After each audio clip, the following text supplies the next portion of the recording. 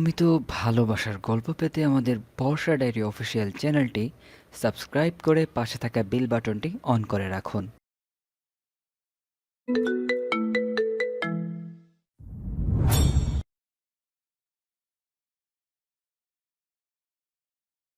কাউকে প্রণয়ের দহনে পুরাতে হলে বোধহয় উল্টো নিজেকেই আগে পুড়তে হয়। ভালোবাসার অনলে নিজেকেই দগ্ধ হতে হয়। অপর পক্ষের মানুষটাকে ভালোবাসার সেই উদ্দীপনা স্পর্শ করে না, সে অনুভব করে না মানুষটার যন্ত্রণা। অবনীকে অভিতপ্ত করতে চেয়েছিল মাহফুজ। তার একতরফা প্রণয়ের লেলিহান শিখাই ভস্ম করে দিতে চেয়েছিল অবনীর ভেতরকার সমস্ত জেদকে। জানতে চেয়েছিল কেন তাকে কাছে টেনে নিচ্ছে না। তবে হয়েছে উল্টো। সে নিজে সেই কঠিন মানবীর প্রণয় লীলার প্রজ্বলিত শিখার অঙ্গার হয়ে ফিরে এসেছে। তার গভীর প্রণয় ছুঁতে পারেনি প্রিয়সীর হৃদয়। ভেবেছিল ক্ষণকালের একটু দূরত্ব হয়তো দুজনকে কাছে টানবে। অবনী তার ভালোবাসায় সিক্ত হবে, জড়িয়ে নেবে ভালোবাসার চাদরে। তবে তা হয়নি। বেড়েছে আরও দূরত্ব। দুজনের মধ্যেকার প্রাচীর হয়েছে আরও মজবুত।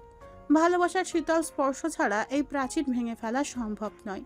কেবল ভালোবাসাই পারবে এই মজবুত অটল প্রাচীরকে ভেদ করতে। আরও একটা ঘটনা যেন তাদের মনের যে দূরত্ব আরও একটু বাড়িয়ে দিয়েছে। অভিমানের পর্দায় বেসামালভাবে উড়ছে মনের দরজায়। মাহফুজের ডেস্কে ফাইলের স্তূপ। আগামীকালের মধ্যে সবগুলো ফাইল চেক করে সাবমিট করতে হবে।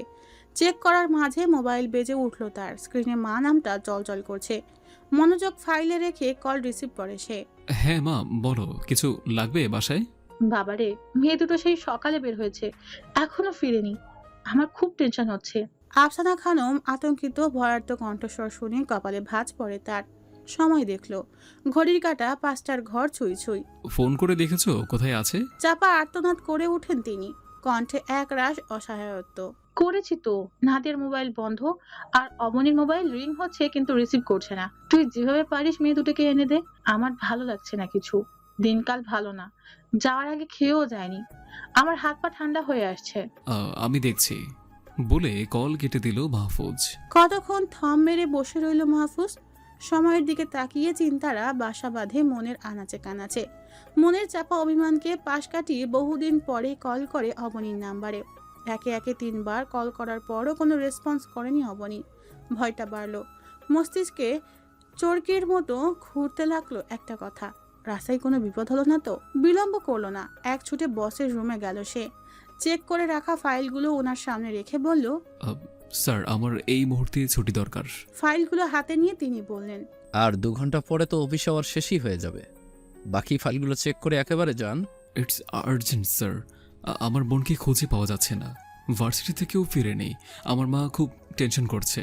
তিনি জবাব না দিয়ে তাকিয়ে রইলেন। স্যার, আমি ফাইলগুলোকে আমার সাথে নিয়ে যাচ্ছি।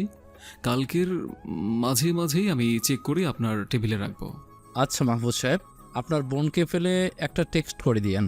অনুমতি পেয়ে আর দাঁড়ায় না মাহফুজ, বাইক নিয়ে ছুটলো ভার্সিটির দিকে। কথাই আছে, বিপদ যখন আসে তখন চারদিক দিয়েই আসে। ট্রাফিকে আটকা পড়েছে মাহফুজ। সামনে গাড়ির লম্বা সিরিয়াল, পিছনে যাওয়ার পথ নেই। নিরুপায় হয়ে সেখানে বসে রইল সে। আর একটু পরে পরে অবনীর নাম্বারে কল করে যাচ্ছে। ভয়, রাগ আর আতঙ্ক যেন একসাথে জড়ো হয়েছে। একবার মন বলছে হাতের কাছে পেলে ঠাঁটিয়ে চড় লাগাবে, আর একবার মন বলছে কিছু বলবে না সে, বিনিময়ে ওরা ভালো থাকুক। পশ্চিম আকাশে ঢলে পড়েছে সূর্য, দিনের আলো নিভু নিভু করছে। মাহফুজ অপেক্ষা করছে জ্যাম ছাড়ার, আর এদিক ওদিক তাকাচ্ছে।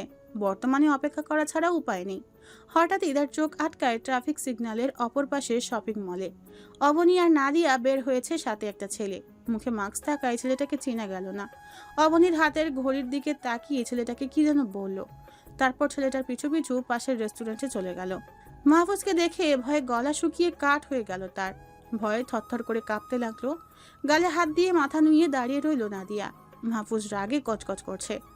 অবনী ওয়াশরুমে গিয়েছিল, ফিরে এসে এমন একটা দৃশ্য দেখবে ভাবতে পারেনি। দৌড়ে নাদিয়ার কাছে এসে আঁকলে নিল তাকে। কি করছো তুমি? আশেপাশে মানুষ দেখছে। মাহফুজ ঠোঁটের কাছে আঙুল এনে বলে, একদম কথা বলবি না। নাদিয়ার দিকে আঙুল তাক করে বলল, জীবন রেস্টুরেন্টে খাসনি নাকি রেস্টুরেন্ট জীবনে দেখিসনি, কোনটা? তুমি কিন্তু। ধমকে ওঠে মাহফুজ। তোকে আমি চুপ থাকতে বলেছি অবনী। গভীর তমসা ঘনীভূত হয় অবনীর চোখে মুখে।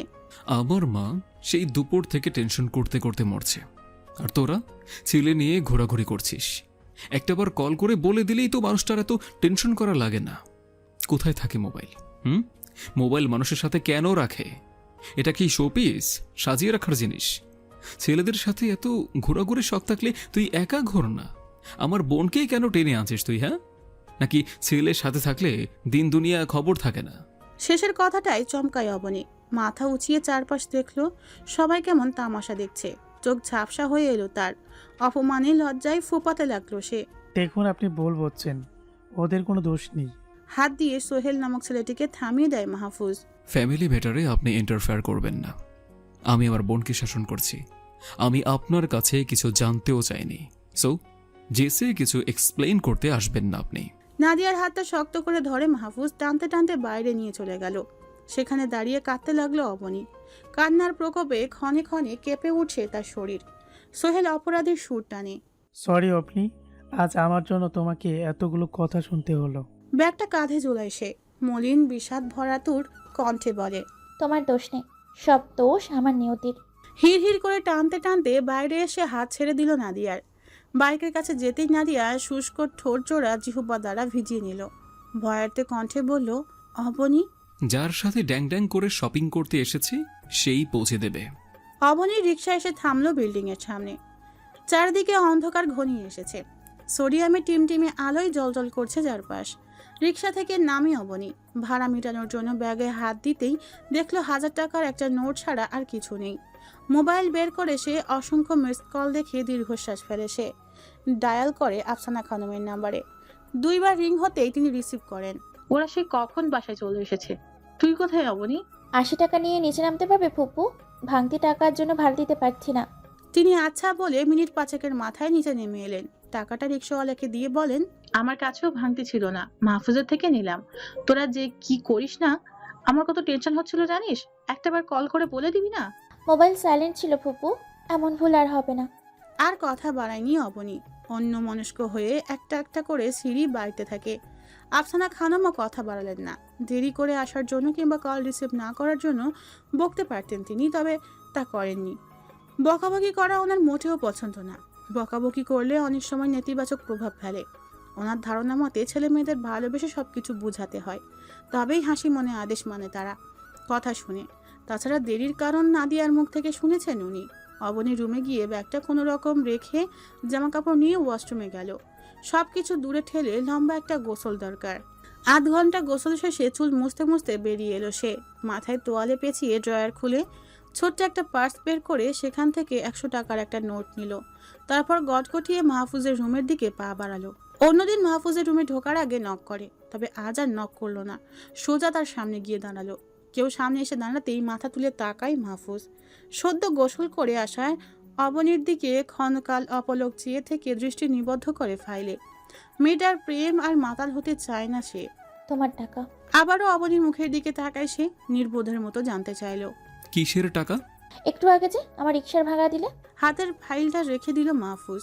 নতুন করে আবার রাগাতে এসেছিস? তোমাকে রাগিয়ে আমার লাভ? দেখ, বহু কষ্টে নিজের রাগ দমন করে কাজে মন দিয়েছি। নিভে যাওয়া আগুনে আর বাতাস করিস না। জলজল করতে থাকা আঙারে তাপে হাত পড়ে যাবে তোর। দেখো, কথা বলতে আমার মোটেও ভালো লাগছে না। টাকাটা রাখো, আমি চলে যাই। কারোর কাছে আমি ঋণী হতে চাই না। বিছানা ছেড়ে উঠে দাঁড়ায় মাহফুজ। এলোমেলো চুলের ভাঁজে আঙুল চালায় সে। এক পা করে এগিয়ে গেল অবনীর দিকে। অবনীও পিছাতে পিছাতে দেওয়ালের সাথে মিশে গেল একেবারে। ঋণ পরিশোধ করতে এসেছিস? তবে তার আগে আমি যে আকাশসম ভালোবাসা তোকে দিয়েছি সেই ঋণ আগে শোধ কর। টলমল চোখে তাকাই অবনী। সত্য নিলে ফিরিয়ে দিয়েছিলাম বলে এতগুলো মানুষের সামনে আমি অপমান করলে? খুব বাজে ভাবে। আর কি চাও? 100 টাকার চকচকে নোটটা মাহফুজের চোখের সামনে ধরে অবনী। পুনরায় বলে, টাকা রাখো, আমি চলে যাই। একবার টাকার দিকে তো আর একবার অবনীর মুখের দিকে তাকাচ্ছে মাহফুজ। দাঁতে দাঁত পিষে ছু মেরে টাকাটা নিয়ে টুকরো টুকরো করে ফেললো মুহূর্তেই।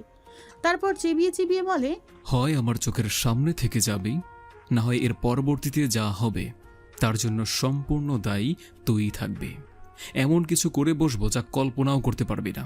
আফসানা খানম টেবিলে খাবার দিয়ে গলা উঁচিয়ে অবনীকে ডাকলেন। অবনী, খাবি আয়, খাবার ঠান্ডা হয়ে গেল। নাদিয়া মিনমিনের স্বরে জবাব দেয়। ও খাবে না। নাদিয়ার প্লেটে 1 চামচ ভাত দিয়ে তিনি পুনরায় বলেন, খেয়ে এসেছিস নাকি তোরা? নাদিয়া এক পলক মাহফুজের দিকে তাকায়। নতস্বরে বলে, সারাদিন কিছু খাওয়া হয়নি আমাদের, রেস্টুরেন্টে তো ভাইয়া। চমকায় মাহফুজ। বিস্মিত চোখে নাদিয়ার মুখের দিকে তাকিয়ে রইল। সারাদিন না খাওয়ার কথা শুনে খারাপ লাগলো তার। শান্ত গলায় বলে, যাও ডেকে নিয়ে আয়। মাহফুজের আদেশ শুনে সুরসুর করে রুমে যায় নাদিয়া। অবনীর হাত ধরে টানটানি শুরু করে। চল না প্লিজ, অল্প করে খেয়ে নিবি, না গেলে ভাইয়া কিন্তু আবার রেগে যাবে। গায়ে কাঁথা জড়িয়ে শুয়েছিল অবনী। মাহফুজের রেগে যাওয়ার কথা শুনে উঠে বসে। অর্ধভেজা চুলগুলো হাত কফা করে জবাব দেয়, তোর ভাই বাঘ না ভাল্লুক? তোর ভাই রেগে গেলে আমার ভয় পেতে হবে কেন? তপ্ত শ্বাস ফেলে নাদিয়া। আচ্ছা ভয় পেতে হবে না ভাইয়াকে, এখন খাবি চল। সারাদিন না খেয়ে আছি দুজন, ভীষণ খিদে পেয়েছে আমার। তোর খিদে থাকলে তুই গিয়ে খা, আমার খিদে নেই। রেস্টুরেন্টের ভর্তি মানুষের সামনে যেসব কথা হজম করেছি ওতেই আমার পেট ভরেছে। খাবার খাওয়ার জন্য পেট আর একটুও জায়গা নেই। আমাকে যে সবার সামনে চড় দিয়েছে।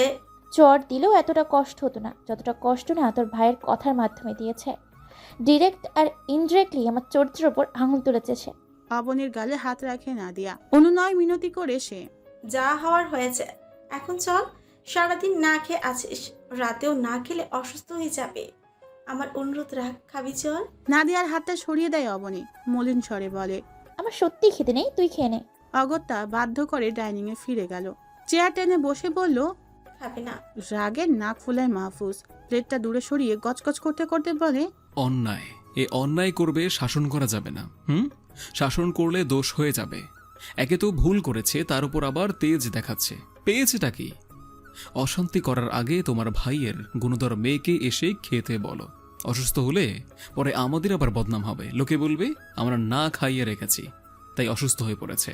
ছেলের এই অযথার আগে বিরক্ত হয় আফসানা খানম। হয়েছে তো, একবার তো বকেছিস, আর কত? তোর খাওয়া আছে, তুই খা, আমি পরে ওকে খাইয়ে দিব। এতক্ষণ সব শুনলো অবনী। গা জ্বালানি কথাবার্তাগুলো আর সহ্য করতে পারল না সে। ওড়না শরীরে ভালো করে জড়িয়ে ডাইনিং এ উপস্থিত হয়। অগ্নিঝরা চোখে মাহফুজকে পরখ করে আফসানা খানমকে উদ্দেশ্য করে বলে, মাস শেষ হলে আমি হোস্টেলে উঠবো ফুপু। বাসা ছেড়ে চলে গেলে আমার অসুস্থ হওয়া না হওয়া নিয়ে তোমাদের আর পাবে না, তোমাদের বদনামও হবে না। টেবিলে থাবা ফেলে মাহফুজ। কণ্ঠে দ্বিগুণ তেজ নিয়ে বলে উঠল, এখন যাবি কেন? আমি শাসন করেছি বলে? ভুল করেছিস, বকেছি, শাসন করেছি। এখানে ভুলটা কোথায়? নাকি তুই ননির পুতুল, তোকে কিছু বলা যাবে না? এখন আমাকে অপরাধী বানিয়ে তারপর যাবি, যেন পরে বলতে পারিস আমি তো ওই বাসায় থাকতে চেয়েছিলাম, মাহফুজ ভাইয়ের জন্যও থাকতে পারিনি। হ্যাঁ, মানুষের কাছে প্রমাণ করবি আমি খারাপ, তাই তো? দুজনের কথার মাঝে এবার ফোরন কাটেন আফসানা খানম। হয়েছে তো, একটা ঘটনাকে দলাই মালাই করে আর কত বড় করবি তোরা? যা ঘটেছে ঘটেছে, বলে ফিরে আসবে? আসবে না তো। শুধু শুধু কথা বাড়িয়ে ব্যাপারটাকে বড় ইস্যুতে পরিণত করছিস। আমি বড় করছি? দীর্ঘশ্বাস ফেলেন আফসানা খানম। না, আমি বড় করছি, এবার থাম তোরা। যা বলছি মাথায় রেখো ফুপু, আমি কিন্তু হোস্টেলে উঠবো। বলে আবারও রুমে ফিরে আসতে নিলে আফসানা খানম খপ করে অবনীর হাতটা ধরে ফেলেন। মায়া ভরা কণ্ঠে বলেন, সে না হয় যাবি, আগে খেয়ে নে। চোখ মুখ কেমন শুকিয়ে আছে। খাবো না আমি, আজ কথা দিয়ে পেট ভরিয়েছি। অভিমানের সুর টানেন তিনি। আমি তোর হাতে ধরেছি, আমাকে উপেক্ষা করে চলে যাবি? মুখ কালো করে চেয়ার টেনে বসে পড়ে অবনী। বাড়া ভাত ফেলে চলে যেতে নিলে মাহফুজকেও আটকান তিনি। না খেয়ে তুই আবার কোথায় যাচ্ছিস? এখন কি তোকেও নম করতে হবে নাকি খাওয়ার জন্য? দাঁত কিরমির করে প্লেটটা নিয়েই নিজের রুমে চলে গেল মাহফুজ। গত 7 দিন ধরে মাহফুজদের বাসায় ঈদ আমেজ। 3 বছর প্রবাস জীবন কাটিয়ে দেশে এসেছেন শহীদুল হক। দেশে এসেই তিনি উঠে পড়ে লেগেছেন ছেলের বিয়ে করানোর জন্য। দেশে এসে শান্ত হয়ে বসেননি তিনি। আজ এই ঘটক তো কাল আরেক ঘটক, এভাবে দৌড়াদৌড়ি করছেন। এইবার ছেলের বউ বাড়ি এনে তবেই তিনি ক্ষান্ত হবেন। ইলিশ মাছের কাটা বেছে নাদিয়াকে মুখে তুলে খাইয়ে দিচ্ছেন তিনি।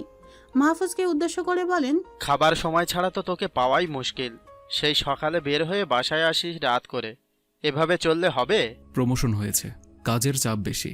তোর টেবিলের উপর পাত্রীর ছবি রেখেছি, দেখেছিস? নাদিয়ার পাশেই বসেছিল অবনী। পাত্রীর কথা শুনে প্লেটে নড়তে চড়তে থাকা হাত আচমকায় থেমে গেল তার।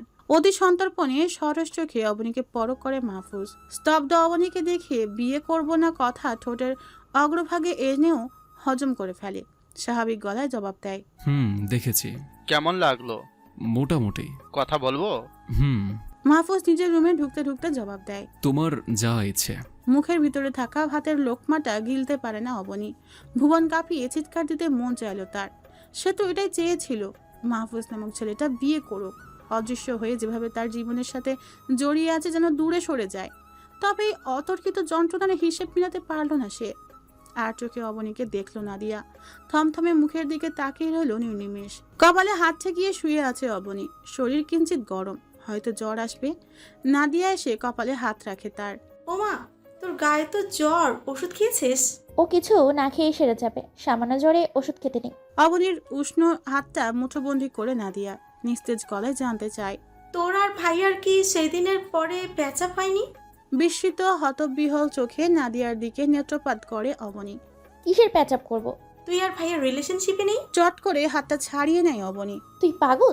কিসের রিলেশনশিপ? সেদিন রাতে যে দেখলাম তোর ভাই নিজের অনুভূতি শেয়ার করেছে, ব্যাস এতটুকুই। তুই ভাইয়ার জন্য কিছু অনুভব করিস না? তৎক্ষণাৎ জবাব দিই নি। তবে তোর চোখ কেন মিথ্যা বলছে?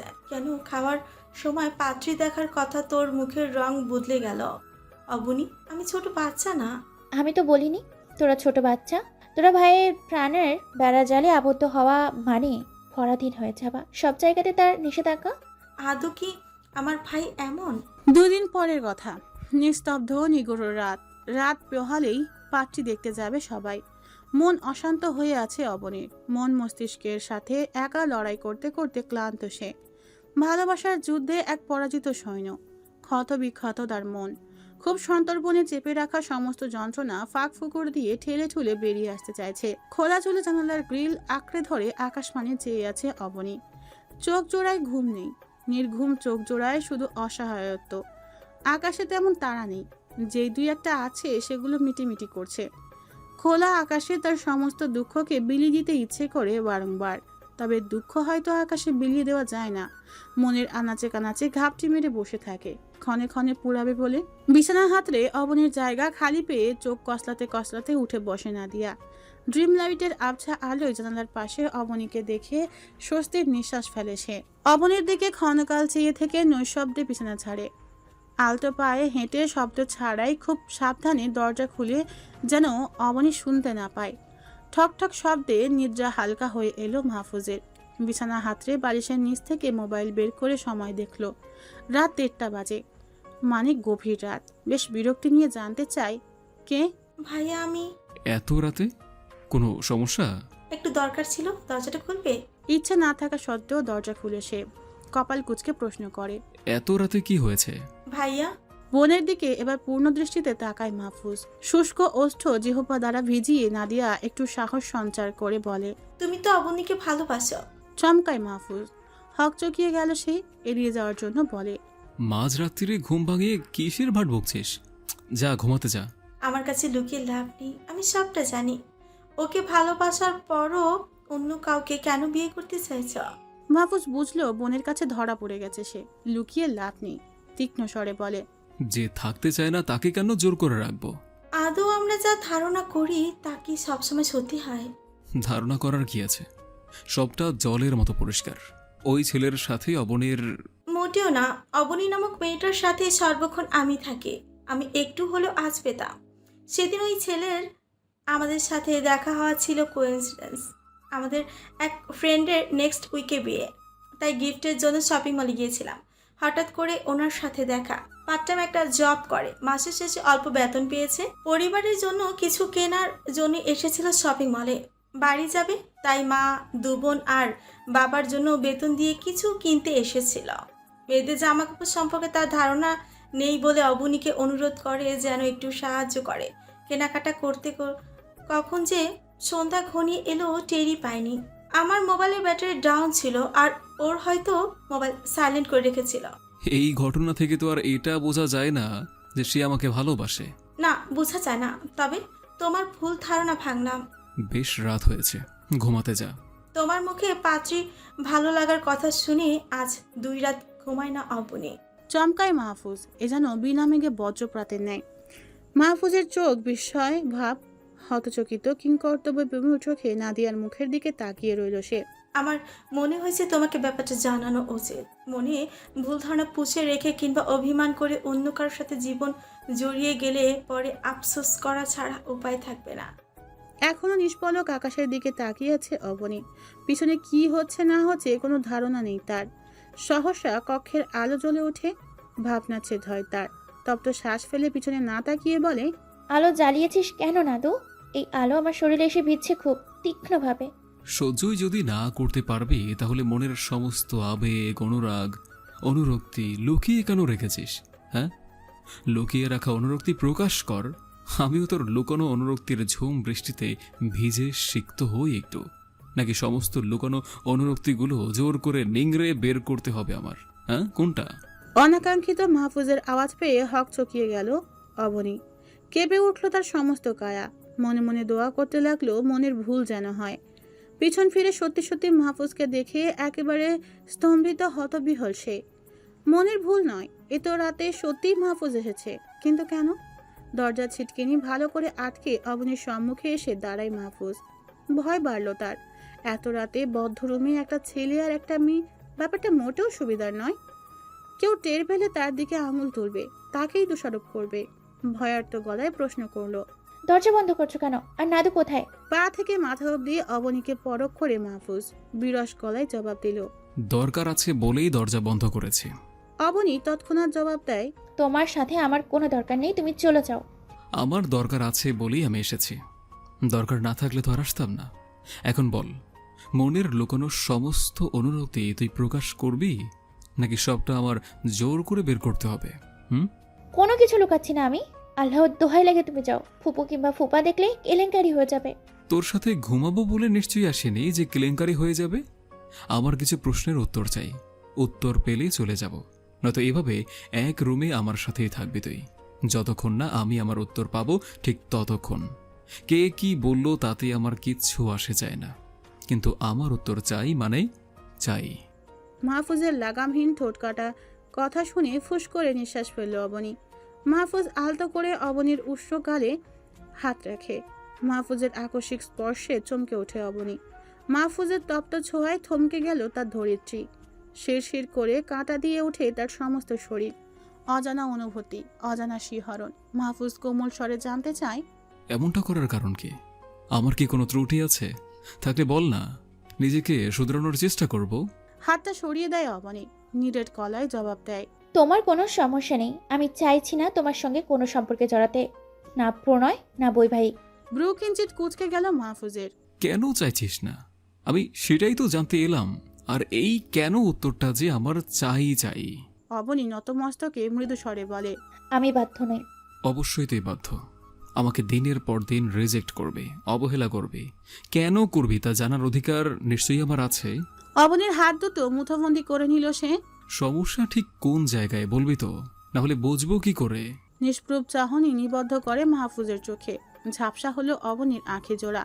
অশ্রুসিক্ত হলো পল্লব। কাঁপা কাঁপা স্বরে বলল, আমার কাছে আমার সম্মানটা অনেক বড় মাহফুজ ভাই। আমি চাই না কেউ আমার চরিত্রের দিকে আঙুল তুলুক, কেউ মুখ বাঁকিয়ে বলুক এই মেয়েটার চরিত্রের সমস্যা আছে। চোখের পাপড়ি ভিজিয়ে নেত্র জলের ক্ষুদ্র ফোঁটা স্পর্শ করলো গাল। মাহফুজ সস্নেহে মুছে দিল তা। প্রেম করলে কিংবা ভালোবাসলে চরিত্রের সমস্যা? আচ্ছা, তাহলে আমরা না হয় আমাদের প্রণয়ের সূচনা 3 বার কবুল বলার পরই করব, তাতে হবে? না বোধক মাথা নাড়ে অবনী। মাহফুজ অসহায় স্বরে বলে, আবার কি সমস্যা? ফুপিয়ে ওঠে অবনী। তুমি কি ভেবেছ তুমি বিয়ে করলে সবাই চুপ হয়ে যাবে? এই সবাইটাকে আজব তো। এই সবার কথা চিন্তা করে আমি আমার জীবনের সুখ বিসর্জন দিব নাকি? তোমার চিন্তা করতে না হলেও আমাদের মতো গ্রামের মানুষদের সবার কথা চিন্তা করতে হয়। কে কি বললো না বললো তা নিয়ে ভাবতে হয়। গ্রামের সবাই বাবার দিকে আঙুল তুলে বলবে মামুনুর রশিদের মেয়ে শহরে পাঠিয়েছে পড়াশোনার জন্য, আর মেয়ে করেছে পিরিতি। বাবার সম্মান নিয়ে টানাটানি হবে।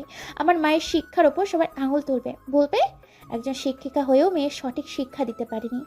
যে বাসায় থেকেছে সম্পদের লোভে সেই বাসার ছেলেকে রূপের জালে ভাসিয়েছে। শুধু এতটুকু বলে ক্ষান্ত হবে না, বলবে এক বাসায় থেকেছে, ওদের মাঝে নিশ্চয়ই বৈবাহিক ভূত সম্পর্কও তৈরি হচ্ছে। তুমি কেন পাগলামি করছো? কেন আমার অবস্থাটা বুঝতে পারছো না? কথাগুলো বলে অঝরে কাঁদতে লাগলো অবনী। অবনীর দিকে সরু চোখে তাকিয়ে রইল মাহফুজ। অবনীর বলা বিরামহীন কথাগুলো কেবল শুনে গেল সে। কথা শেষ হতেই সে রগড় গলায় বলল, বলা শেষ? এক গ্লাস পানি এনে দিব? এক নিঃশ্বাসে কথাগুলো বলে নিশ্চয়ই তোর গলা শুকিয়েছে। অবনী ব্যাকুল চোখে মাহফুজের দিকে চাইল। বিবশ কণ্ঠে পুনরায় বলে, ফুপু কষ্ট পাবে, বলবে আমাকে আশ্রয় দিয়ে ভুল করেছে, তার চোখের আড়ালে তার ছেলেকে ফাঁসিয়েছে। আমার মাকে তোর এমন মনে হয়? না, ফুপু এমন না, কিন্তু বলতে কতক্ষণ? ফুপু না বললেও বলার মানুষের অভাব হবে না। ফুপু এবং ফুপা দুজনই পছন্দ থাকতে পারে, তুমি বরং তাদের পছন্দে বিয়ে করো। আমি মানুষের কটু কথা শুনতে পারবো না, বাবা মাকেও শুনতে দিতে পারবো না। বাবা তিলে তিলে তোলা গড়ে তোলার সম্মান আমার একটা কাজের জন্য ধুলোয় মিশে যাক, সন্তান হয়ে এটা আমি চাইবো না। আত্মীয়তার মাঝে কি মানুষ আবার নতুন করে সম্পর্কে বাধা পড়ছে না? পরে তো, তবে তারা নিশ্চয়ই বিয়ের আগে আশ্রিতা হিসেবে থাকে না। এবার রেগে গেল মাহফুজ, উঁচু গলায় কথা বলতে গিয়েও পারে না।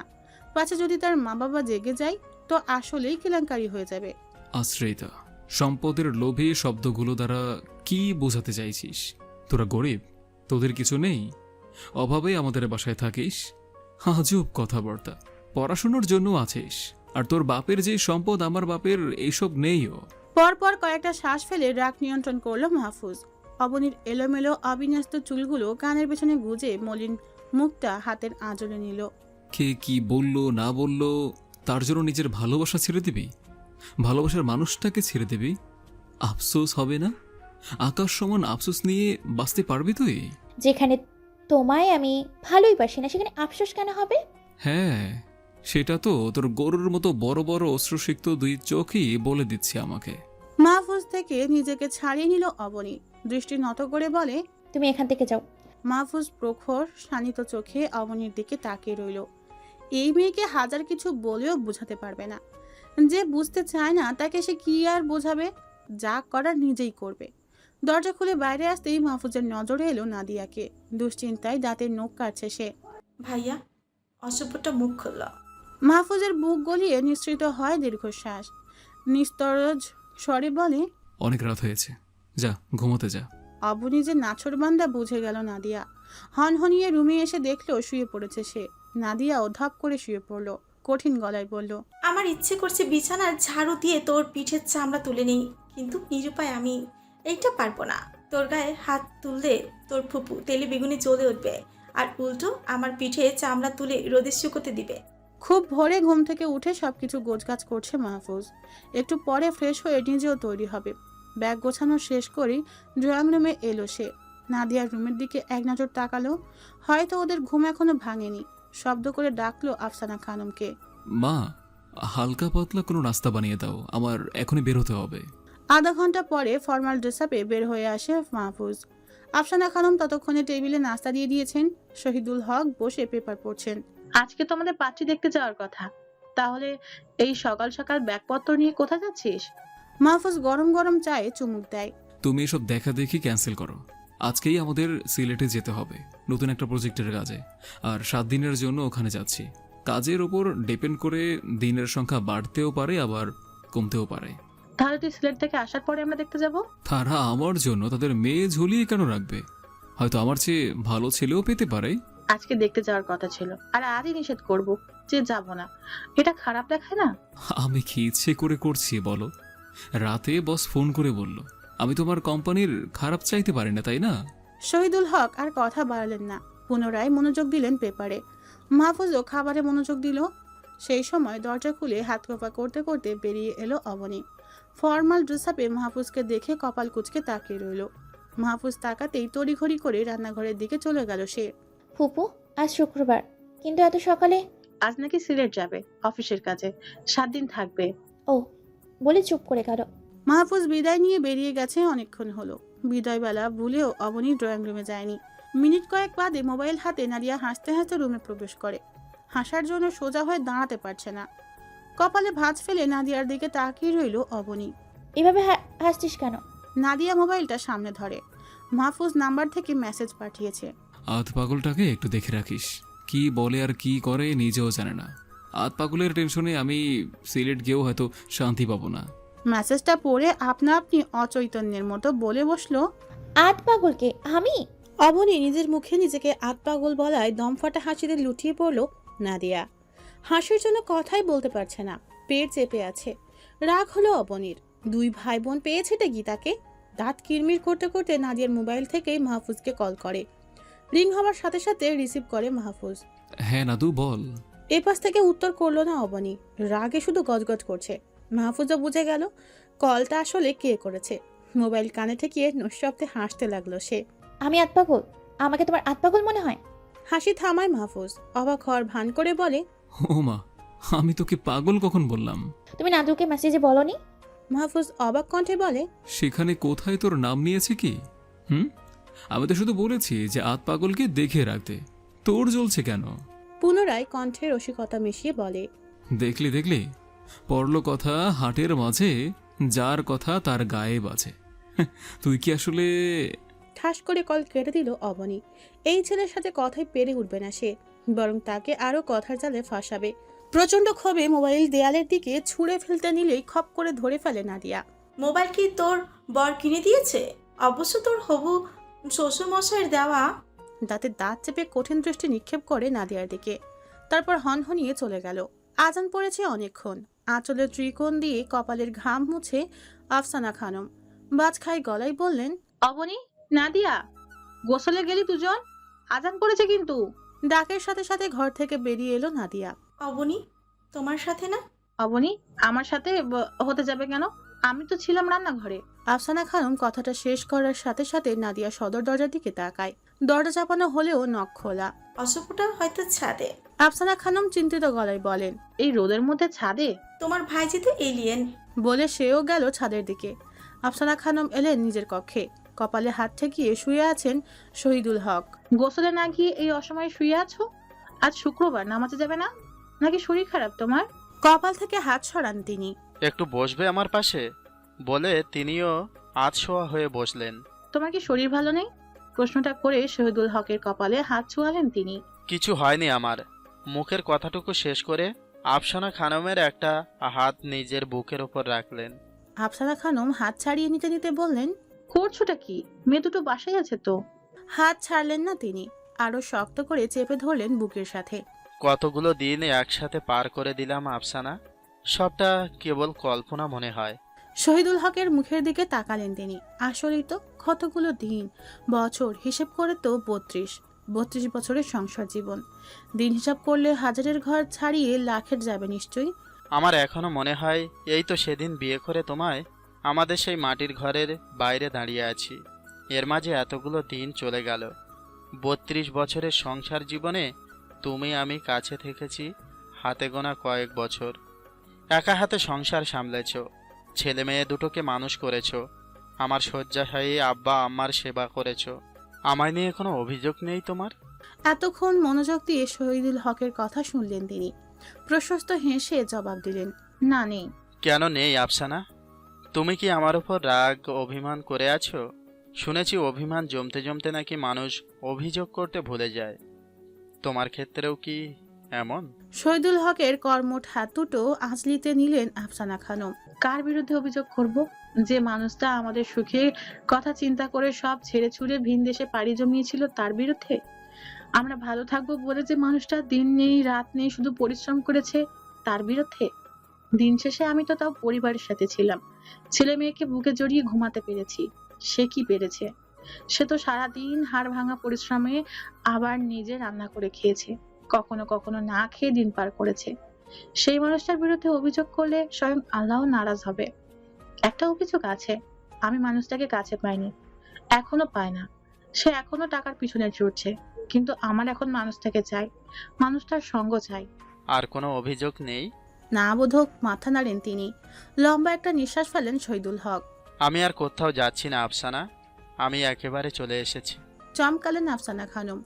বিস্মিত গলায় বললেন, তুমি যে বললে 3 মাসের ছুটিতে এসেছো। বলেছি, দেখলাম কি করো। তখন তাগড়া ছিলাম, সারাদিন কাজ করে টের পেতাম না কিছু। খারাপ লাগলে দমিয়ে রাখতে পারতাম, কিন্তু এখন পারি না। তোমাদের কথা ভীষণ মনে পড়ে, পরিবারের সাথে সময় কাটাতে মন চায়, তাই চলে এসেছি। ভালো করেছো। এখন উঠে গোসলে যাও, জামায়াতের সময় চলে যাবে। আমি গোসলে গেলে তো আবার চিৎকার করবা। খুপড়ির মতো ছোট্ট সিঁড়ির ঘরে বসে আছে অবনী। অব্যবহার্য অনেক কিছু এখানে জড়ো করে রাখা। আচমকা কারো হাতের স্পর্শে কেঁপে ওঠে অবনী। পরক্ষণে নাদিয়াকে দেখে বুকে থুতু দেয় সে। এখানে বসে আছিস যে? আজান পড়েছে, চল গোসল করবি। উত্তর করল না সে। চুপচাপ নীরব দেয়ালের সাথে মাথা ঠেকিয়ে রাখলো। ভাইয়া তোকে পাগল বলেছে বলি কি তোর খারাপ? আরে বোকা, ভাইয়া তো মজা করেছে, তোকে রাগানোর জন্যই বলেছে। অবনীর মাথায় হাত রেখে বলে নাদিয়া। আমার থেকেও তো কত হাজার গুণ সুন্দরী আশেপাশে আছে, ইভেন আমাদের ভার্সিটিতেও কত ভালো ভালো মেয়ে আছে। তারপরে তোরা কেন আমার পিছু পড়লি? অশান্ত অবনীর মাথায় হাত বুলিয়ে দেয় নাদিয়া। আমার ভাইয়ের মন তো এখানে, আমি আশেপাশে দেখে কি করব? তোরা দুই ভাই বোন কেন বুঝতে পারছিস না এটা সম্ভব নয়? কেন সম্ভব না অবনী? আমার ভাই নেশা করে নাকি তার মেয়েলি কোনো সমস্যা আছে? বুকে হাত রেখে বলতে পারবি ভাইয়ের জন্য তুই কিছু অনুভব করিস না? তোর চোখও যে ভালোবাসার জানান দেয়। তোর চোখের ভাষা বড্ড সহজ, সহজেই পড়ে ফেলা যায়। সহসা নাদিয়াকে শক্ত করে জড়িয়ে ধরে অবনী। হু হু করে অন্তঃস্থল কেঁদে উঠছে। স্মৃতির মানসপটে ভেসে ওঠে ১.৫ বছর পূর্বে ঢাকায় আসা আগের দিনের ঘটনা। অবনীর মাথায় তেল দিয়ে দিচ্ছেন ফাতেমা আমিন খুব যত্ন সহকারে। রশিদের বউ ও রশিদের বউ বাড়ি আসনি? হাঁক ছেড়ে ডাকতে ডাকতে উঠোনে হাজির হলেন পাশের বাড়ির মজিদ মিয়ার মা ফাতেমা আমিন। ঘোমটা টানলেন। জি চাচি আসি। মুরগা যে আনছো ওইটা তেহার লাইগা আইছি। যা তো মা, ব্যাগের সাইড পকেটে দেখবি 400 টাকা আলাদা করে রেখেছি, ওইটা নিয়ে আয়। অবনী উঠে ঘরের দিকে গেল। টাকা নিয়ে ফিরে এসে দেখলো ফাতেমা আমিনের মুখটা গম্ভীর। টাকাটা ওনার হাতে দিয়ে বলেন, মা, ঘরে যা অবনী। বিরক্তি করলো সে। একবার বলাতেই ঘরে চলে গেল। রাতে নিজের প্রয়োজনীয় সবকিছু গুছিয়ে মাত্রই একটু বসলো অবনী। রাত পোহালেই অচেনা শহরে পাড়ি জমাবে সে। নতুন জায়গায় যাওয়ার জন্য যেমন উদ্দীপনা কাজ করছে, তেমনই বাবা মা ছেড়ে যাবে মন খারাপও হচ্ছে। ফাতেমা আমিন এলেন তার ঘরে। পাশে বসলো তার মেয়ের দিকে তাকিয়ে রইলেন অনিমেষ। কিছু বলবে মা?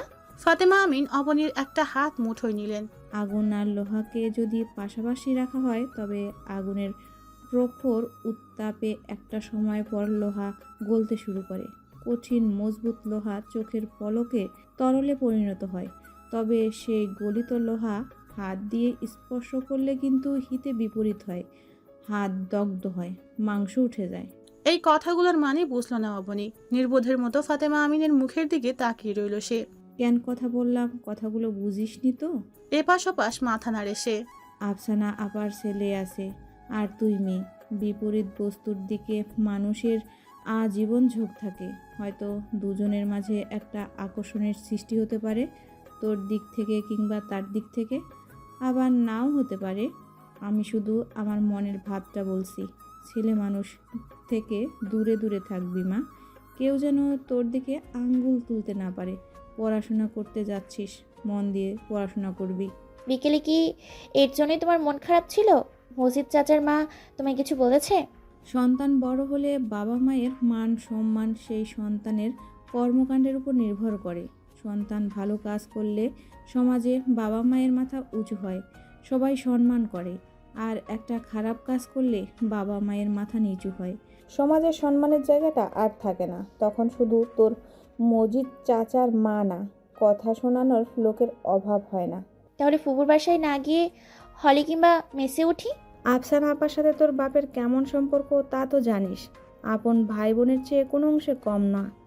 তাদের বাসা থাকা সত্ত্বেও যদি হলে উঠিস তাহলে হয়তো তোর বাবার সাথে সম্পর্কই রাখবে না। অবনী দুহাতে জাপটা ধরে ফাতেমা আমিনকে। টেনশন করো না মা, এমন কোনো কাজ করব না যাতে তোমাদের মানের হানি হয়, কেউ তোমাদের দিকে আঙুল তুলতে পারে। আমি মাহফুজ ভাইয়ের থেকে দূরে থাকবো। ওয়াদা করবি মা? কেউ যেন আমার দেওয়া শিক্ষার উপর আঙ্গুল তুলতে না পারে, কেউ যেন উঁচু গলায় বলতে না পারে আমাদের শিক্ষায় ঘাটতি আছে। মায়ের কথাটা কেমন করে যেন মিলে গেল। মায়েদের কি কোনো দৈব শক্তি আছে? না হলে বুঝলো কি করে এমনটা হবে? এদের করা ভবিষ্যৎবাণী কিভাবে যেন অক্ষরে অক্ষরে মিলে যায়। নাদিয়া পিঠে হাত রাখতেই ভাবনার সুতো ছিঁড়ে তার। কিছু বলছিস না কেন অবনী? হঠাৎ করে নাদিয়াকে ছেড়ে দেয় সে। সিঁড়ির দিকে যেতে যেতে গম্ভীর কণ্ঠে বলে, বাসায় আয়, নামাজের সময় যাচ্ছে। অবনীর অদ্ভুত আচরণে সেকেন্ডের মধ্যে নাদিয়া আহম্মক বনে গেল। সেও ছুটল অবনীর পিছু পিছু। চোখের পলকে 7টা দিন শেষ।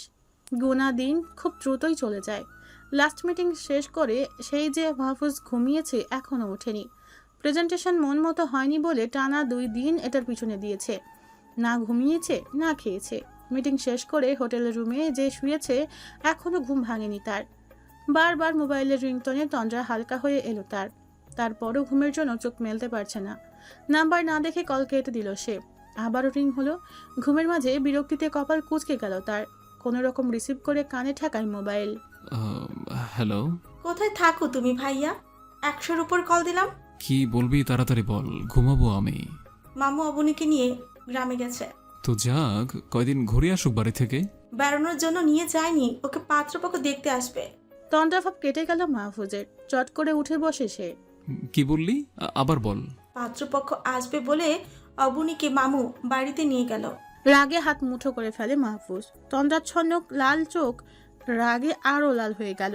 এই মেয়েটা এত অবাধ্য, হাতের কাছে পেলে কানের নিচে দিব কষিয়ে। ওর কোনো দোষ নেই, ও তো জানিও না।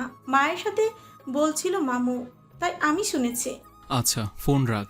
সময় দেখলো সে, সন্ধ্যা এখন। বিছানা ছেড়ে নামলো সে। দাঁত কিরমির করে আওড়ালো। দাদা শ্বশুরের ছেলে, হ্যাঁ? তোমার মেয়ের বিয়ে দেওয়া আমি বের করছি, আসছি আমি। ঘরতরা মেয়েকেও সোজা করব, আর সাথে বাপকেও। ঘরের উপযুক্ত পাত্র চোখে পড়ে না, তাই না? নিজের প্রয়োজনীয় সবকিছু লাগেজে নিয়ে বের হওয়ার জন্য পা বাড়াতেই বস্তার রুমে এলো। মাহফুজ সাহেব, আমরা আজই ঢাকা ব্যাক করছি না, আরো 2 দিন থাকবো সিলেটে। 2 দিন থাকার কথা শুনে চমকায় মাহফুজ। তার যাওয়া খুব জরুরি। আবার কি নতুন কোনো প্রজেক্ট এসেছে স্যার? আপনি কোথাও যাচ্ছেন? কুমিল্লা যাব স্যার। আরো 2 দিন থাকবো। আবার নতুন কোনো ডিল? আরে না, লাস্ট প্রজেক্টের প্রেজেন্টেশনের জন্য অনেক কষ্ট করেছেন, ভাবলাম আমার পক্ষ থেকে একটা ট্রিট দেই। মাহফুজ স্বস্তির নিঃশ্বাস ফেললো। ভয় পেয়ে গিয়েছিলাম। কুমিল্লা কেন যাবেন এই রাতের বেলা? জীবন মরণ সন্ধিক্ষণে আছি স্যার। শ্বশুর মশাই বউকে আরেক জায়গায় বিয়ে দিয়ে দিচ্ছে। তিনি অবাক হয়ে প্রশ্ন করলেন, আপনি বিয়ে করলেন কবে? বিয়ে করিনি তো। বিয়ে না করলে বউ পেলেন কোথায়? মামুর মেয়েকে হাওলাত করে বউ বানিয়েছি। হাওলাত করা বউকে আরেক জায়গায় বিয়ে দেওয়ার জন্য শ্বশুর মশাই একদম মুঠে পড়ে লেগেছে। আপনি এসব কি বলছেন মাহফুজ সাহেব? সবটা আমার মাথার উপর দিয়ে যাচ্ছে। কুমিল্লা থেকে ফিরে আপনাকে বুঝিয়ে বলবো স্যার। আপাতত কয়েকদিনের ছুটি লাগবে। সে না হয় দিলাম, কিন্তু তাইলে গেলাম আমি, আমার যাওয়া খুব জরুরি। বাস যখন কুমিল্লায় এসে পৌঁছায় তখন ফজরের আজান পড়েছে। বাস থেকে নেমে লম্বা নিঃশ্বাস নেয় মাহফুজ। ভালোই ভালোই গন্তব্যে পৌঁছাতে পারলে স্বস্তি। ভোর রাত হওয়ায় বাস স্ট্যান্ডে কোনো সিএনজি নেই। লাগেজ নিয়ে একটা টং দোকানের বেঞ্চে গালে হাত দিয়ে বসে রইল সে। চোখে ঘুম। 10 মিনিট অপেক্ষার পর একটা সিএনজি আসতেই সেদিকে তাড়াতাড়ি করে গেল সে। চাচা যাবেন? বাবা, যেখানে যাবেন রিজার্ভ যাইতে হইব, এখন প্যাসেঞ্জার নাই, আর ভাড়া লাগতো 700। চাচা, আপনার 700 না, 1000 দিব, তারপরেও নিয়ে চলেন। 1 সেকেন্ড আমার কাছে এখন 1 বছরের সমান। তাইলে উড়েন। যতক্ষণে অবনীদের বাড়ি গিয়ে মাহফুজ পৌঁছায় ততক্ষণে ভোরের আলো ফুটতে শুরু করেছে। পূর্ব আকাশে উকি দিয়েছে রক্তিম সূর্য। গ্রামের বাতাস স্নিগ্ধ নির্মল। সাত সকালের হিমেল হাওয়া শরীর মন সতেজ করে তোলে। পাখির কিচিরমিচির শব্দ যেন অন্য এক জগৎ। উঠান ঝাড়ু দিচ্ছিলেন রাফিয়া খাতুন। ব্যাগপত্র সমেত সাত সকালে মাহফুজকে দেখিয়ে চিৎকার করে ওঠেন। ওনার চিৎকার শুনে ঘর থেকে বেরিয়ে এলেন মামুনুর রশিদ এবং ফাতেমা আমিন। মাহফুজকে দেখে যেন তাজ্জব বনে গেলেন জায়গায়। মামুনুর রশিদ অবিশ্বাস্য গলায় প্রশ্ন করলেন, মাহফুজ বাবা, তুই এত সকালে? গম্ভীর রাশভারী স্বরে মাহফুজের প্রশ্নের ঝড়। মামু, ছেলে হিসেবে কি আমি এতটাই খারাপ যে আমাকে তোমার চোখে পড়ে না? হ্যাঁ, আমাকে কি মেয়ের জামাই করা যায় না? আকস্মিক প্রস্তাবে হকচকিয়ে গেলেন মামুনুর রশিদ। পরক্ষণে নিছক মজা ভেবে তিনি মাহফুজের কাঁধে হাত রাখেন। একগাল হেসে বলেন, এসব মজা পরে হবে। সিলেট থেকে ফিরলি নিশ্চয়, তোকে ক্লান্ত দেখাচ্ছে। আগে হাত মুখ ধুয়ে কিছু খেয়ে নিবি, চল। মামুনুর রশিদ হাত ধরে টানতে মাহফুজ নড়ল না, নিশ্চল অবিচল রইল। আমি কি পাত্র হিসেবে এতটাই অযোগ্য কিংবা ছোট যে আমার দেওয়া প্রস্তাব তোমার কাছে মজা মনে হচ্ছে? মাহফুজের গুরু গম্ভীর কথায় ভড়কে গেলেন তিনি। প্রশ্নের জবাবে কি বলা যায় ইতস্তত করতে লাগলেন। মাহফুজ ধপ করে ওনার সামনে হাঁটু গেড়ে বসে পড়ল। হাত জোর করে অনুনয় করে বলে, তোমার মেয়েটাকে আমার অবাধ্য মনটা ভালোবেসে ফেলেছে মামু। তোমার কাছে হাত জোর করছি, অবনীকে অন্য কোথাও বিয়ে দিয়ে আমায় নিঃস্ব করো না। 3 কবুল বলে সারা জীবনের জন্য গ্রহণ করতে চাই। তুমি এখন বললে এখনই, কথা দিচ্ছি। তোমার কাছে যেমন রাজকন্যার মতো ছিল, আমার কাছেও একদম রাজরানীর মতো থাকবে। অনাকাঙ্ক্ষিত প্রস্তাবে ওনার বলা উচিত ভেবে পেলেন না তিনি। আকস্মিক কর্মকাণ্ডে ওনার মাথা কাজ করা বন্ধ করে দিয়েছে। বোধশূন্যের মতো মাহফুজের মুখের দিকে নিষ্প্রাণ চাহনি নিবদ্ধ করে চেয়ে রইলেন অপলক। এতক্ষণ পিছনে দাঁড়িয়ে সব শুনলেন ফাতেমা আমিন। মাহফুজের কথা শেষ হতেই আর দাঁড়ালেন না, হনহনিয়ে গেলেন অবনীর কাছে। থমথমে পরিবেশ, দুই পরিবার একত্রে হয়েছে ব্যাপারটা ফয়সলা করার জন্য। অবনীর দুই গালে আঙুলের দাগ স্পষ্ট, ফোলা ফোলা চোখ মুখ, ঠোঁটের কোণ কিঞ্চিত কাটা, রক্ত জমাট বেঁধেছে সেখানে। বিধ্বস্ত চেহারা, মেয়েটার দিকে তাকানো যাচ্ছে না। অবনীর দিকে এক পলক তাকিয়ে আফসানা খানম ফাতেমা আমিনকে উদ্দেশ্য করে বলেন। ফাতেমা আমিন আগুন ঝরা কণ্ঠে বললেন, মায়ের অধিকার ফলাচ্ছ তো, বেশ ভালোই। যে সন্তান মাকে দেওয়া কথা রাখতে পারে না, সেই সন্তানকে যে একেবারে মেরে ফেলেনি, এটাই ভাগ্য। চমকায় মাহফুজ। অবনীর দূরে দূরে থাকার রহস্য এতদিনে উদ্ঘাটন করতে পারল সে। আফসানা খানম তীক্ষ্ণ দৃষ্টিতে তাকিয়ে আছেন। ফাতেমা আমিন পুনরায় বলেন, আমাকে ওয়াদা করেও প্রেমের সম্পর্কে জড়িয়েছে সে। আমি যে মা, আমাকে দেওয়ার ওয়াদার মূল্যটা কথাই রইল। 1.5 বছর মেয়েটাকে কাছ থেকে দেখছি, কই কখনো তো মনে হলো না ছেলে মেয়ে দুটোর মাঝে প্রণয়ের সম্পর্ক আছে। বরং মাহফুজ বাসায় এলে অবনী নিজেকে আড়াল করে নিত। আমি বুঝি কেন সে নিজেকে আড়াল করে নিত, কেন বারবার বলতো বাসা ছেড়ে হোস্টেলে উঠবে। আমি বাসায় থেকেও কিছু টের পেলাম না, অথচ তুমি গ্রামে বসে সব টের পেয়ে গেলে। আর দুজনের মাঝে যদি প্রণয়ের একটা সম্পর্ক থেকেও থাকে, তাহলে সমস্যাটা কোথায়? তুমি বা আপত্তি করছো কেন? অবনীকে ছেলের বউ করতে আমি তো রাজি, তুমি জেদ ধরে বসে আছো কেন? আমার ছেলে কি অযোগ্য, নাকি শিক্ষা দীক্ষায় কোনো অংশে কম? দীর্ঘ নিঃশ্বাস ফেলেন ফাতেমা আমিন। আপনার কাছে কোনো সমস্যা নাই হতেই পারে আপা, কিন্তু আমাদের মতো গ্রামীণ মানুষের এই যে বিরাট সমস্যা, উঠতে বসতে সমাজের মানুষ বলবে। পড়াশোনার নামে আমরা মেয়েটাকে লেলিয়ে দিয়েছি আপনার ছেলের পিছনে। আমার মেয়ের চরিত্র নিয়ে চুলছেরা বিশ্লেষণ হবে প্রতিটা ঘরে ঘরে, বাজারে প্রতিটা দোকানে দোকানে শুধু এসব নিয়ে আলোচনা হবে। বলবে মামুন রশিদের মেয়ের চরিত্র ভালো না। এখানে সম্মান অর্জন করা সহজ হলে সেই সম্মান বজায় রেখে চলা বড় কঠিন। মানুষ উৎপত্তি থাকে গবেষণা করার জন্য। যেখানে ওদের মাঝে প্রেমের কোনো সম্পর্কই নাই, সেখানে তোমাদের গ্রামবাসীকে কে জানাবে ওদের প্রেমের বিয়ে? প্রেম থাকলে না হয় হতো, ক্যাটক্যাটে গলায় বললেন আফসানা খানম। ওদের আলাদা করে কিছু বলতে হয় না, বললে পুরো বাক্য রচনা করে ফেলে। ফাতেমা আমিনের কথা শুনে ক্ষণকাল নীরব রইলেন আফসানা খানম। তারপর তেড়ে গেলেন মাহফুজের দিকে। বাপের মতো বলদ হয়েছে, পছন্দ করিস তুই আমার কাছে বলবি, তোদের মিল করানোর দায়িত্ব আমার। তা না, নিজে নিজে পাকনামি করতে এসেছে। দেখ মেয়েটাকে কিভাবে মেরেছে, একবার আমার কাছে মনের কথা বলে দেখতাম আমার বাসার ভেতর থেকে কে অবনীকে নিয়ে আসে। আহ আফসানা, ছেলে মেয়েদের সামনে কি সব বলে যাচ্ছ? এই তুমি চুপ থাকো বলে শহীদুল হককে একেবারে চুপ করিয়ে দিলেন তিনি। রণমূর্তি ধারণ করেছেন তিনি, রাগে গজগজ করছেন।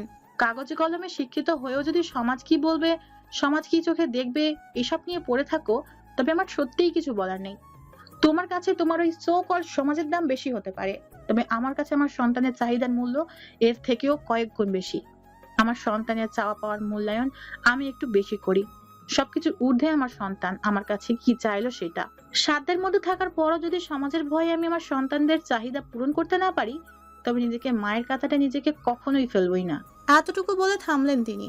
বিরতিহীন কথাগুলো বলে জোরে জোরে নিঃশ্বাস নিচ্ছেন। এক নাগাড়ে কথাগুলো বলে গলা শুকিয়ে এসেছে। ফাঁকা ঢোকিলেন, একটু দম নিয়ে পুনরায় বলেন, প্রিয়জন হারিয়ে আমার সন্তান যদি মৃত্যুর সম ভোগ করে, তোমার সেই সমাজ তাকে সান্ত্বনা দিবে না, বরং তামাশা দেখবে। আমি ছেলে মেয়ে দুটোকে একা হাতে মানুষ করেছি, প্রচুর জ্বালিয়েছে, বিরক্ত করেছে আমায়, কিন্তু কোনোদিন ফুলের টোকাও দেয়নি। অথচ নিজের মেয়েটার দিকে তাকাও, তুমি কিভাবে মেরেছ। আজ তুমি না হয়ে যদি মামুন এই কাজ করতো, আমি ছেলে মেয়ে কাউকে তোয়াক্কা করতাম না, ওর গায়ে হাত উঠাতাম। সন্তান মারার বস্তু না, যে ইচ্ছে হলো আর মারলাম। যার সন্তান নেই তাকে একটাবার জিজ্ঞেস করে দেখো, না চাইতে আল্লাহর দরবারে পেয়ে গেছো তো, তাই সন্তান নামক বস্তুটার মূল্য বুঝো না। আমার ছেলেটা ঝোঁকের বসে এসে কি নাকি বললো, আর তুমি মেয়ের গায়ে হাত তুললে? হাত কাঁপেনি এত বড় মেয়ের গায়ে হাত তুলতে? প্রশ্নটা করে ফাতেমা আমিনের দিকে সরস চোখে তাকিয়ে রইলেন তিনি। চোখ মুখ দিয়ে আগুন বেরোচ্ছে ওনার। বেশ উত্তেজিত তিনি। আপনার ছেলের মেয়ে যদি রাস্তা থেকে কাউকে ধরে নে বলে তাকে বিয়ে করবে, আপনি রাজি হয়ে যাবেন? অবশ্যই না, সে বললে তো আর হবে না। আমি দেখবো সে মানুষ হিসেবে কেমন, আমার সন্তানকে আগলে কিংবা সুখী রাখবে কিনা, সম্মান করবে কিনা। কারণ প্রত্যেকটা সম্পর্কে যেমন ভালোবাসা থাকা জরুরি, তেমনি সম্মান আর শ্রদ্ধা থাকাটাও জরুরি। সম্মান আর শ্রদ্ধা না থাকলে সম্পর্ককে সামনে এগিয়ে নেওয়া যায় না। আর যদি বলো টাকা পয়সার কথা, ওটা একসময় হয়ে যায়। মাহফুজের বাবার সাথে আমার যখন বিয়ে হয়, তখন গ্রামে ওদের 2 কামরা একটা মাটির ঘর ছিল। এক রুম থেকে ফিসফিস করে কথা বললেও অন্য রুমে শোনা যেত। সেই জায়গা থেকে ঢাকা শহরে আমার একটা ফ্ল্যাট হয়েছে। তোমার দুলাভাই 2খানে শেয়ারে জমি কিনেছে। ওসব টাকা পয়সা নিয়ে আমি ভাবি না। বুবু, থামো না, এত উত্তেজিত না হয়ে ঠান্ডা মাথায় সিদ্ধান্ত নাও। সামান্য ব্যাপারটাকে কেন জল ঘোলা করছো? রাগী চোখে মামুনুর রশিদের দিকে তাকালেন তিনি। আমি জলঘোলা করছি নাকি তোর বউ? মানছি আমার ছেলেটা একটা ভুল করেই ফেলেছে। আমাদের না বলে সরাসরি বিয়ের প্রস্তাবটা তোকেই দিয়েছে। এখানে ভুল তো কিছু নেই, আমাদের তরফ থেকে কোনো আপত্তি নেই। তাহলে তোরা কেন মানতে পারছিস না? এতক্ষণ চুপ করে থাকলেও এবার একটু নড়চড়ে বসেন শহীদুল হক। এতক্ষণ তোমরা মহিলারা অনেক কিছু বললে, শুনলাম তোমাদের কথা। এবার আমি কিছু কথা বলি। মনে করো এই পর্যন্ত যা যা ঘটেছে তার কিছুই ঘটেনি, সবটা স্বাভাবিক। মামুনের কাছে যদি আমি তার মেয়েকে চাই, আমার বিশ্বাস সে আমাকে ফেরাবে না। অবনীর অভিভাবক হিসেবে মামুন ছাড়াও তুমিও আছো। আমার দৃষ্টিতে একটা সন্তানের উপর মায়ের অধিকারটা হয়তো একটু বেশিই থাকে। আমার ছেলের পক্ষ থেকে তার আর্জিটা আমিই পেশ করছি। বলতে পারো তোমার কাছে একটা আবদার করলাম, তোমার মেয়েটা আমাকে দিবে? ছেলের বউ না, আমি তাকে নিজের মেয়ে করে রাখবে আমার আবদারটা? মামুনুর রশিদ কিছু বলতে নিলে হাত দিয়ে থামিয়ে দেন তিনি। আমি তোমার কাছে মেয়েটাকে চাইনি শালা সাহেব, আমি মেয়েকে চেয়েছি মেয়ের মায়ের কাছে। সে হ্যাঁ বললে হ্যাঁ, প্রয়োজন পড়লে আজই বিয়ে হবে, আর না বললে না। এর বাহিরে আর কেউ কোনো কথা বলবে না। আমি তার সিদ্ধান্তকে সম্মান করব। ফাতেমার উপর ছেড়ে দিলাম সবটা। এতক্ষণের এত রাগারাগি, এত কথা যেন মুহূর্তে নীরব হয়ে গেল। সবাই চাতক পাখির মতো ফাতেমা আমিনের দিকে তাকিয়ে আছে, তার উত্তরটা কি হয় জানার জন্য। মাহফুজ থম মেরে বসে আছে, উত্তরটা কি হয় জানার জন্য। বক্ষস্থলে আলোড়ন সৃষ্টি হচ্ছে তার, ক্ষণে ক্ষণে বাড়ছে হৃদযন্ত্রের লাফানোর গতি। ঘাম দিচ্ছে শরীরে রক্ত চলাচলের গতি বেড়েছে। আজ একটা উত্তরে হয়তো দুজনের পথ চলা শুরু হবে, নয়তো সারা জীবনে দুজনের পথ চলা আলাদা হয়ে যাবে। এটাই হবে দুজনের শেষ দেখা কথাটা ভাবতেই বুকটা কেঁপে উঠল তার, হাত পা ক্ষীণ কাঁপতে লাগলো। কাল বিলম্ব না করে তৎক্ষণাৎ অবনীর আঘাতে জর্জরিত বিধ্বস্ত মুখ নেত্রপাত করে সে। এবার যেন অন্তর্দেশ তার হু হু করে কেঁদে উঠল। মিনিট 20 অতিক্রম হওয়ার পর ফাতেমা আমিন জবাব দিলেন, পৃথিবীতে সবচেয়ে কঠিন প্যাঁচ হচ্ছে কথার প্যাঁচ। সব রকম প্যাঁচ থেকে সহজে বের হওয়া গেলেও কথার প্যাঁচে একবার আটকে গেলে সহজে বের হওয়া যায় না। হিতাহিত জ্ঞান শূন্য হয়ে পড়ে মানুষ, উপস্থিত বুদ্ধি লোপ পায়। কথার পিঠে কি উত্তর দিবে বুঝে উঠতে পারে না। বয়োজ্যেষ্ঠ শহীদুল হক তেমনি নিজের তীক্ষ্ণ বুদ্ধিমত্তা দ্বারা ফাতেমা আমিনকে কথার জালে আটকেছেন। নিজের কথার জালে কোণঠাসা করেছেন ফাতেমা আমিনকে। শহীদুল হক এমনভাবে প্রস্তাব রেখেছেন ফাতেমা আমিনকে ভাবতে হচ্ছে, বারবার ভাবতে হচ্ছে। সবার কথা যেমন রাখা যায় না, তেমনি কারো কারো কথা ফেলাও যায় না। মেঝেতে দৃষ্টি নিবদ্ধ করে তিনি ভেবেই চলেছেন। শুকনো ঠোঁটজোড়া জিহ্বা দ্বারা ভিজিয়ে নিলেন তিনি। আসলে দুলাভাই, আমি মা, আমার সব দিক ভাবতে হয়, মাথায় রাখতে হয় আমার সন্তানকে যেন কেউ খারাপ না বলে, সমাজে যেন একটু মাথা উঁচু করে বাঁচতে পারে। শহীদুল হক কিছু বলতে যাবেন, তার আগেই কথায় টান দেন আফসানা খানম। আবার সেই সমাজের কাছে এসে আটকে গেলে। সমাজ কি ভাববে, কি বলবে? সমাজকে সাইডে রেখে একবার নিজের সন্তানের সুখের কথা ভাবো। সমাজের কথা চিন্তা করে মেয়েটাকে অন্য জায়গায় বিয়ে দিলে, সেখানে মনের মিল হলো না, শান্তি পেল না, শেষ পর্যন্ত বিচ্ছেদের করালো সম্পর্ক। তখন তোমার এই সমাজই আবার মেয়েটাকে কথা শোনাবে। সমাজ সব সময় কথা শোনায়, হোক ভালো আর বা খারাপ। আফসানা, তুমি থামবে? ফাতেমাকে ভাবতে দাও, ও শিক্ষিত মানুষ, কোনটা ভালো আর কোনটা খারাপ ও বোঝে। ওকে ওর সিদ্ধান্ত নিতে দাও। তারপর আবারও নীরবতায় ছেয়ে গেল চারপাশ। আফসানা খানম উঠে ছেলের কাছে গেলেন, এলোমেলো চুলের ভাঁজে হাত বুলিয়ে দিলেন পরম মমতায়। আমি জানি ফাতেমার উত্তর না হবে, মন খারাপ করিস না বাবা।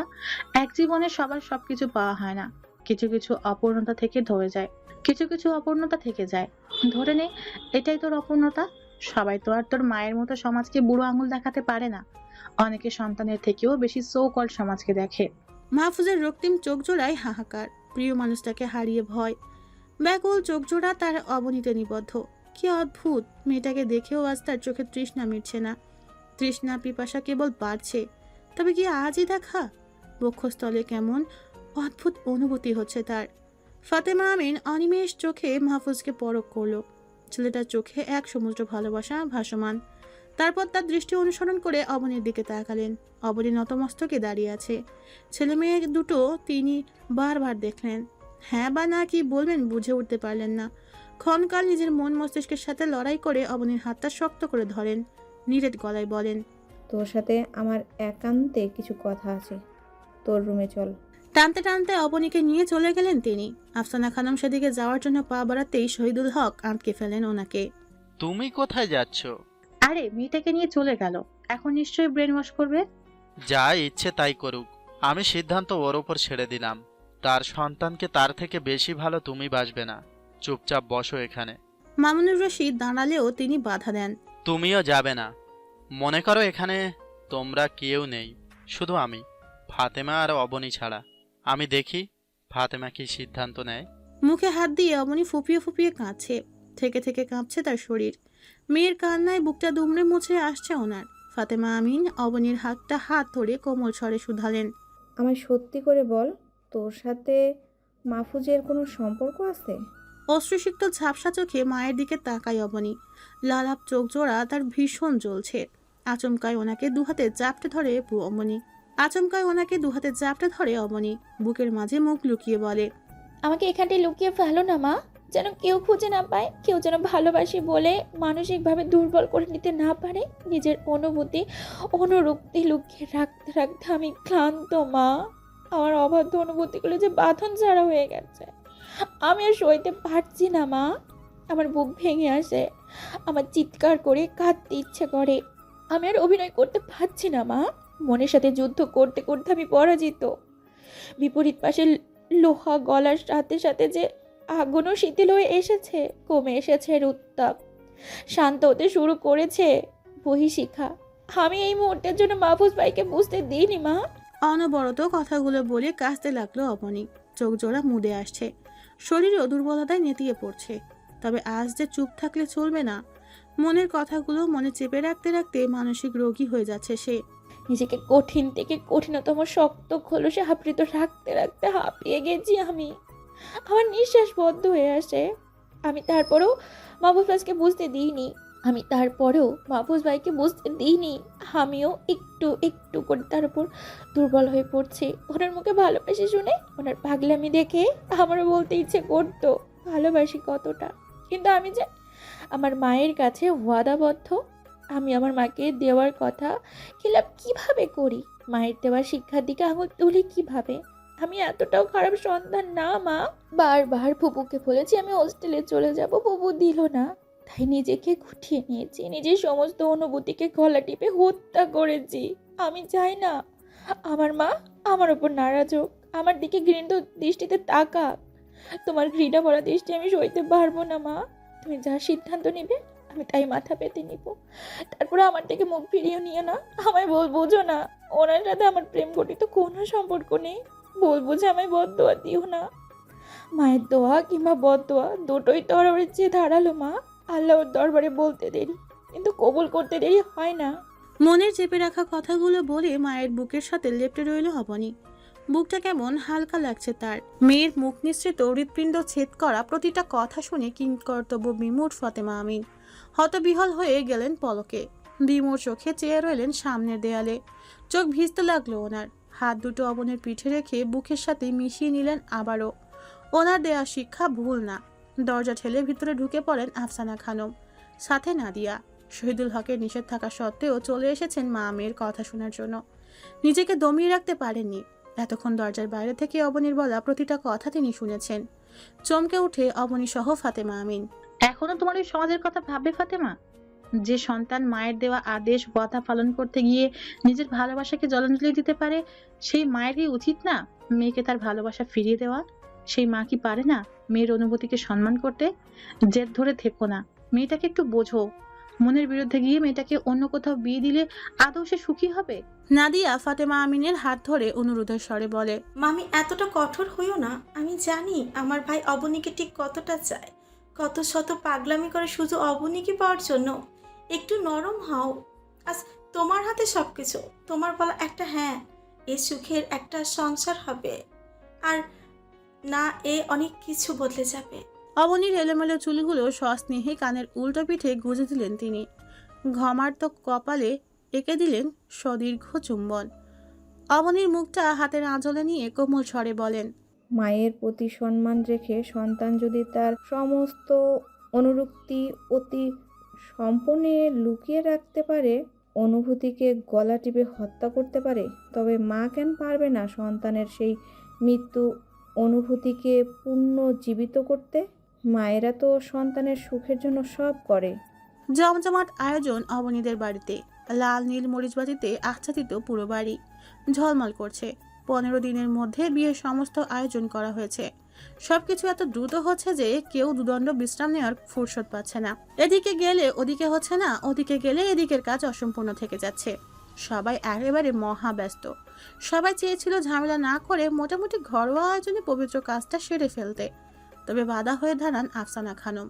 কাট কাট গলায় বলেছিলেন, আমি চুরি করতে এসেছি যে ঘরোয়াভাবে কাজ সারবো? আমার একমাত্র ছেলের বিয়ার আয়োজন করবে। ছেলের বউকে সাজিয়ে সবার সামনে দিয়ে নিয়ে যাব। আর কথা বাড়ায়নি কেউ। প্রথমেই যে রণমূর্তি ধারণ করেছিলেন কেউ আর কিছু বলার সাহসই পায়নি। সবাই যখন বিয়ে নিয়ে আলোচনায় মত্ত, তখন গুটি গুটি পায়ে অবনীর কাছে এসেছিলেন মাহফুজ। অবনী তখনও কাঁদছিল অনাকাঙ্ক্ষিত প্রিয় মানুষটাকে পাওয়ার খুশিতে, মনের সুপ্ত কল্পনা বাস্তবে রূপ নেওয়ার আনন্দে। মাহফুজ মিনিট কয়েক অবনীকে পর্যবেক্ষণ করে, তারপর আচমকায় বলে ওঠে, কাঁদতে থাক, একেবারে জীবনের সাথে জড়িয়ে নিচ্ছি। হাজারো বাধা বিপত্তি এলেও ছাড়ব না এবার। আমিও দেখব নিজেকে ঠিক কতটা শক্ত খোলসে আবদ্ধ করেছিস। আমার খুব কাছে রেখে শোধ তুলব আমি, সমস্ত প্রেম লুকিয়ে রাখার জন্য, আমাকে কষ্ট দেওয়ার জন্য। এমনি এমনি ছেড়ে দেব এত ভালো মানুষ তো আমি নই। আমি শোধে আসলে সব ফিরিয়ে দেব। আকস্মিক মাহফুজের গলার স্বর পেয়ে চমকে ওঠে অবনী। চোখের মুছে বোকার মতো তাকিয়ে থাকে। সেদিনের পর 15টা দিন গত হলেও মাহফুজ একটা বার তাকে কল করেনি, তার সাথে একটু কথা বলার ইচ্ছে পোষণ করেনি। অবনী বুঝে গেছে মানুষটার অভিমানের মাত্রা প্রখর। ভালোবাসাটা যেমন গভীর, তেমনই অভিমানও গভীর। মেহেদি রাঙা হাতের দিকে তাকিয়ে বিগত দিনগুলোর কথা ভাবতে থাকে অবনী। হাতের মধ্যখানে নকশা করে মাহফুজের নামটা লেখা, গাঢ় রং হয়েছে।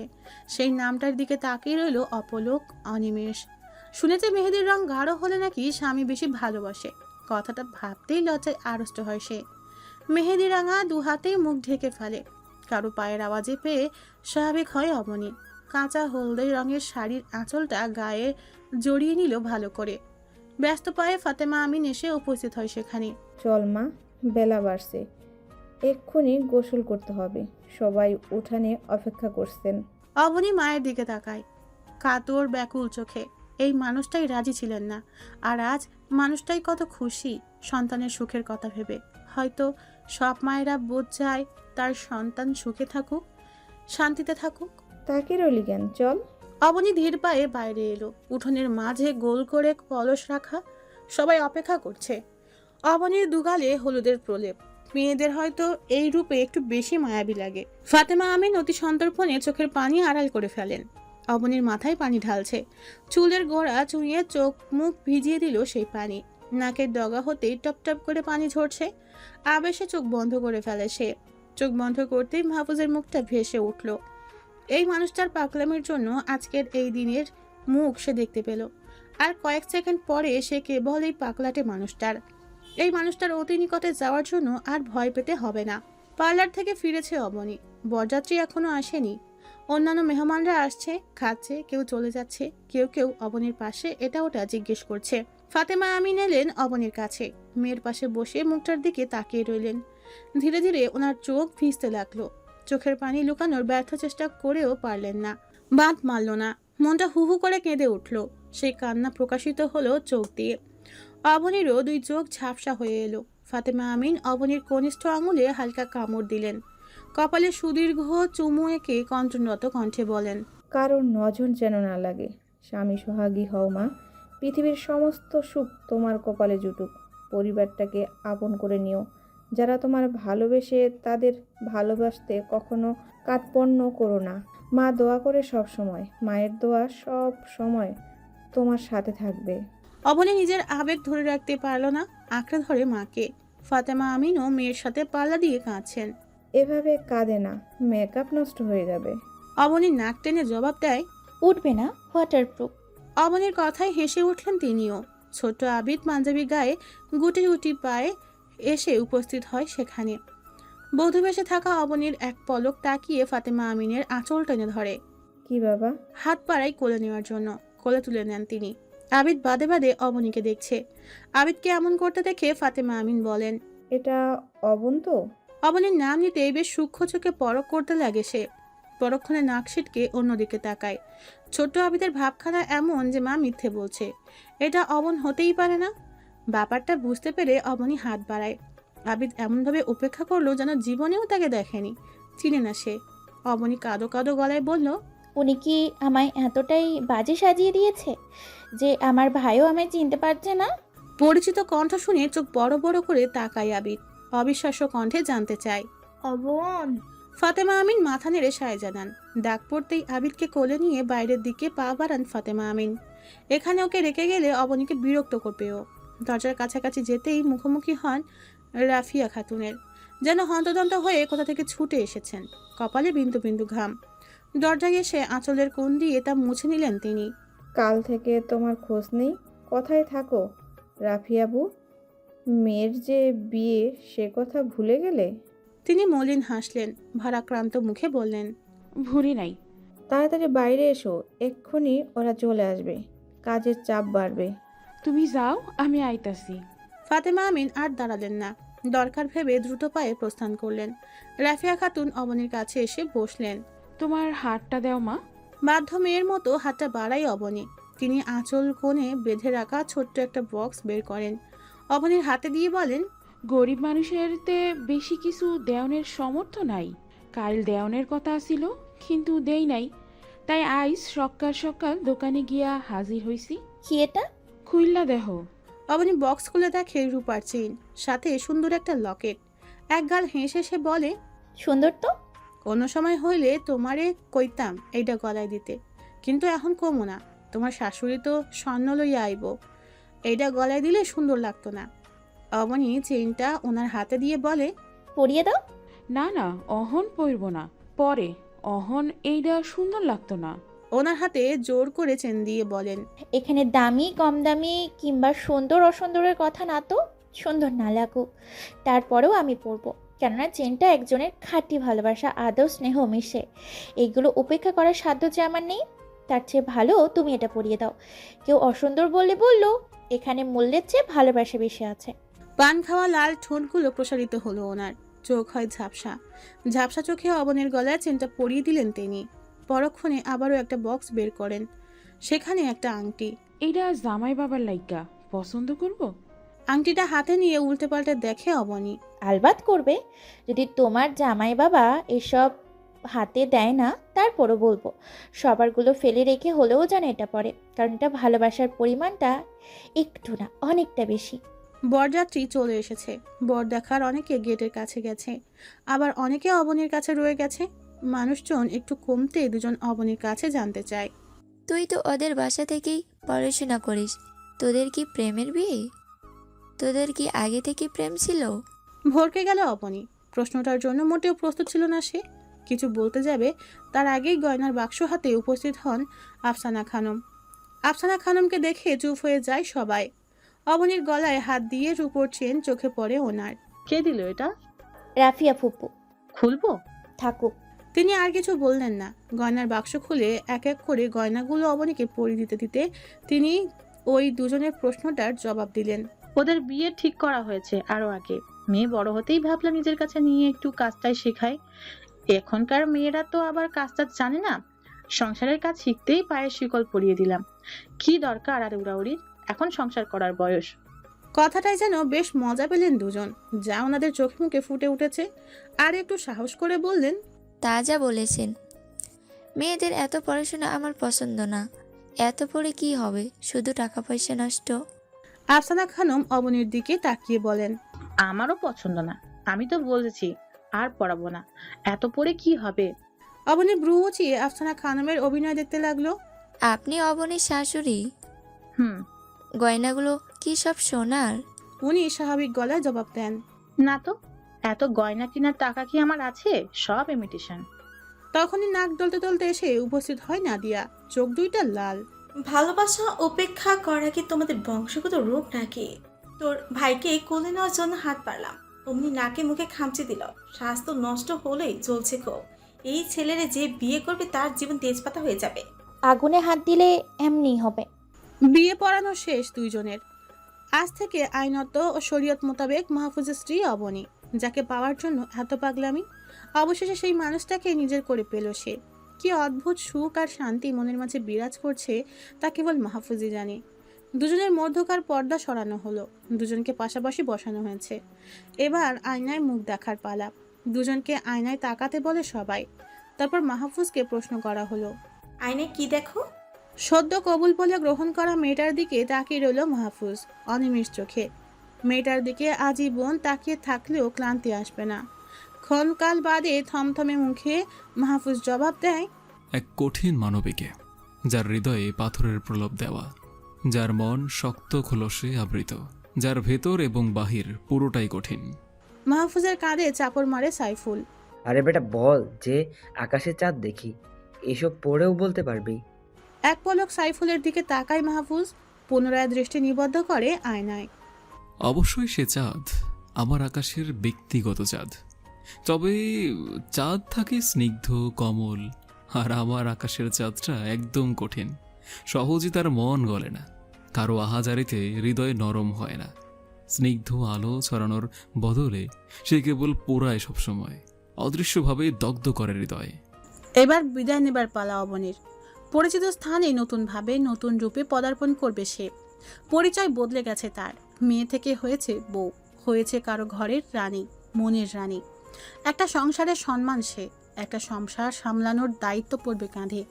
কবুল বলার সাথে সাথে জীবন বদলে যায়, জীবনের মানে পরিবর্তন হয়ে যায়, ঠিকানা পরিবর্তন হয়, সূচনা হয় এক নতুন অধ্যায়ের। ওই একটা শব্দের জন্য আমূল পরিবর্তন ঘটে জীবন নামক মহাকাব্যের। মামুনুর রশিদ অবনীকে শহীদুল হকের হাতে তুলে দিতেই অবনী দু হাতে গলা আঁকড়ে ধরে বুকে মাথা রাখে ওনার। পরপর হেঁচকি দিয়েই যাচ্ছে সে, মুখ দিয়ে কোনো শব্দ বার করতে পারছে না। তিথি মেয়ের মাথায় সস্নেহে হাত বুলিয়ে দিতে লাগলেন। মেয়ের কান্নায় মৃদু নিনাদ হেঁচকির কম্পনে নিজেকে আর নিয়ন্ত্রণ করে রাখতে পারলেন না। কঠিন থেকে কঠিন মানুষেরও মেয়ের বিদায়বেলা বুক ভারী হয়, চোখ হয়ে ওঠে অবাধ্য, আড়াল করে রাখা চোখের পানি পাতা ঠেলে বেরিয়ে আসতে চায়। মেয়ে হয়ে জন্মাতে নেই, মেয়েরা পর হয়ে যায়। ওরা বাবার বুকটা খালি করে অন্য একটা ঘরকে আলোকিত করে, আর একটা ঘরকে করে পূর্ণ। একটা বাবার সম্পদ তার সম্মান, আর সেই সন্তানকে অন্যের হাতে তুলে দিয়ে বাবারও নিঃস্ব হয়ে যায়, বাবারা নিঃস্ব হয়ে যায়। এত কষ্ট হবে জানলে কখনোই চাইতাম না আমার অবনী বড় হোক। দুই জুটি করে তেরিং বেরিং করে হাঁটা আমার সেই ছোট্ট অবনী ভালো ছিল। সন্ধ্যার পর কথার ফুল ছড়ি নিয়ে বসা আমার সেই অবনী আজ অন্যের ঘরে চলে যাচ্ছে। যখন তখন বায়না করা অবনী কেন বড় হলো? বাবার বুকটা খালি করার জন্য। মেয়েরা তাড়াতাড়ি বড় কেন হয়ে যায়? মামুনুর রশিদও কান্নার জন্য কথা বলতে পারলেন না। নিঃশব্দে ওনার গাল গড়িয়ে ঝরছে অশ্রু। অবনী বাবার বুকের সাথে লেপ্টে রইল। সে তো এর আগেও একই বাসায় গিয়েছে, মা বাবা ছাড়া থেকেছে, তবে আজ যে বেশি কষ্ট হচ্ছে। কেন? বিয়ে হয়েছে বলে? অবনীকে ছাড়িয়ে সস্নেহে চোখের পানি মুছে দিলেন তিনি। নিজেকে সামলে বলেন, কাঁদলে যে বাবার কষ্ট হয় মা, বাবার বুক ভেঙে আসে। কথাটা বলতে দেরি পুনরায় ওনার বুকে অবনীর ঝাঁপিয়ে পড়তে দেরি না। কান্নার গতি বেড়েছে তার। আমি কোথাও যাব না বাবা, ওদের চলে যেতে বলো। ছেলে মানুষই কথায় ভেজা চোখে হেসে উঠলেন মামুনুর রশিদ। হাত ভাঁজ করে তীক্ষ্ণ চোখে অবনীর কান্না দেখছে মাহফুজ। দেরি হচ্ছে মা, ঢাকা পৌঁছাতে আবার রাত হয়ে যাবে। মামুনুর রশিদের বুক থেকে মাথা তুলে অবনী এদিক ওদিক তাকিয়ে কাউকে খুঁজে, কিন্তু দেখা মিলে না। ভাঙা গলায় জানতে চায়, মা? ফাতেমা তুমি এখানে? অবনী তোমায় খুঁজছে। ফাতেমা আমিনের চোখ দুইটা লাল, চোখের কোণে লেপ্টে থাকা পানি। আমার মেয়েটাকে আপনার হাতে তুলে দিলাম আপা, ছোট মানুষ তো, কোনো ভুল করলে একটু সামলে নিয়েন। তুমি ওখানে যাবে না? সাহস হচ্ছে না। আচ্ছা, তোমরা এমন কেন করছো?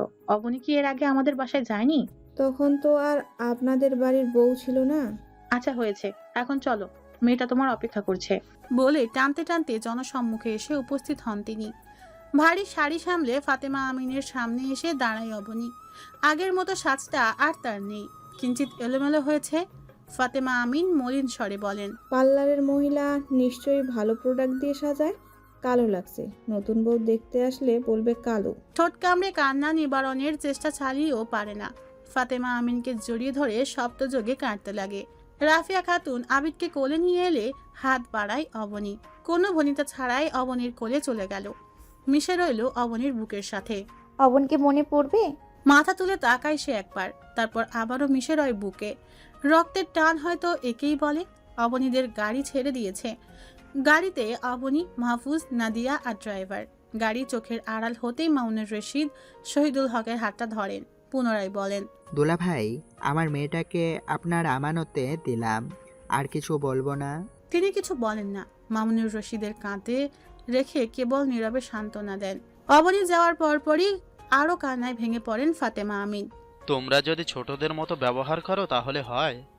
মেয়ে বড় হয়েছে, বিয়ে দিবে না? আমাদেরও তো যেতে হবে। বিদায় নিয়ে আসার পথে দুজন বয়োজ্যেষ্ঠ নারীর কথা শুনে পা থেমে যায় আফসানা খানমের। মা কি পোলার বিয়া খাইতে গেছে? কোন দিনকাল আইলো রে?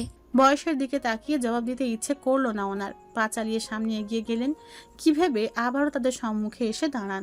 ছেলেটা পেটে ধরলাম, বড় করলাম, আজ ছেলে নতুন জীবন শুরু করবে, আর আমি মা হয়ে দেখবো না? আগের কালের নিয়ম নীতি নিয়ে আমি বসে থাকবো না। সন্তানের জীবনের প্রতিটা ধাপ আমি মা হয়ে উপভোগ করতে চাই। হক চকিয়ে গেলেন তারা। আফসানা খানম যে কথাটা শুনে ফেলবে এটা তাদের ধারণাতীত ছিল। গাড়ি চলছে আপন গতিতে। কাঁচা রাস্তা ছেড়ে মেন রোডে গাড়ি উঠলেও অবনী কান্না এখনো থামেনি। ফোপাচ্ছে সে। বিরক্তি ভরা চাহনি নিক্ষেপ করে মাহফুজ। কাটকাটে স্বরে নাদিয়াকে উদ্দেশ্য করে বলে, এই আমাদের বাসায় আর থাকেনি? হ্যাঁ, প্রথমবার যাচ্ছে। এখানে কান্নার কি হলো? এমনভাবে কাঁদছে যেন আমরা নিয়ে ওকে একদম পাচার করে দেব, না হয় মেরে একদম মাটি চাপা দেব। একে থামতে বল, সেই কখন থেকে কাছে। চোখের পানি কি শেষ হয় না? তোমাদের মাঝে আমায় টানছো কেন? তুমি নিজেই বলো। নাদিয়ার কথাকে সেভাবে পাত্তা দিল না কেউ। অবনী নাক টেনে জবাব দেয়, তখনকার যাওয়া আর এখনকার যাওয়ার মাঝে অনেক পার্থক্য। তখন কোনো পার্থক্য নেই। আমার মাথায় শিংও গজায়নি আর পিঠে ডানাও হয়নি। হ্যাঁ, পার্থক্য শুধু আগে ছিলি মায়ের ভাইজি হয়ে, আর সেটা ছিল অস্থায়ী। আর এখন থাকবি মায়ের পুত্রবধূ হয়ে, যা স্থায়ী। আগে ঘুমাতেই নাদিয়ার সাথে, তারপর একটু ধীর গলায় বলে, এখন ঘুমাবি আমার সাথে, আমার রুমে। শেষের কথা শুনে হতবিহ্বল অবনী। অপ্রস্তুত হলো ভীষণ। কান্না আপনা আপনি বন্ধ হয়ে গেছে তার। আর চোখে নাদিয়া আর ড্রাইভারের দিকে তাকায় সে। তারা কি শুনেছে? শুনলে কি ভাবে? অভিমানে কোথায় কি বলতে হয় সব বিবেক বুদ্ধির লোপ পেয়েছে লোকটার। দূরত্ব বাড়িয়ে জানালা ঘেঁষে বসে সে। দুজনের মাঝে এক হাত সমান দূরত্ব। বিয়ের পর বরেরা বউকে বুকে জড়িয়ে নেয়, এটা ওটা বলে সান্ত্বনা দেয় যেন কান্না না করে। অথচ তাকে পাগল পাগল হয়ে বিয়ে করা ছেলেটা তার সাথে ঝগড়া করছে, তাকে অপ্রস্তুত করছে। চোখ মুখ কালো করে সেও দৃষ্টি নিবদ্ধ করে বাইরে। ফুলের সুবাসে মো মো করছে কক্ষ। ফুল সজ্জিত খাটের মধ্যিখানে জড়সড় হয়ে বসে আছে অবনী। এখানে আসার পর সব নিয়ম কানুন পালন করে নাদিয়া তাকে এই রুমে বসিয়ে দিয়ে গেছে। ঘন্টা হতে চলল। পরিচিত বাসা, পরিচিত ঘর আর পরিচিত মানুষ। তারপরও বুকের ভেতর এক নতুন অনুভূতির সূচনা হচ্ছে অবনীর।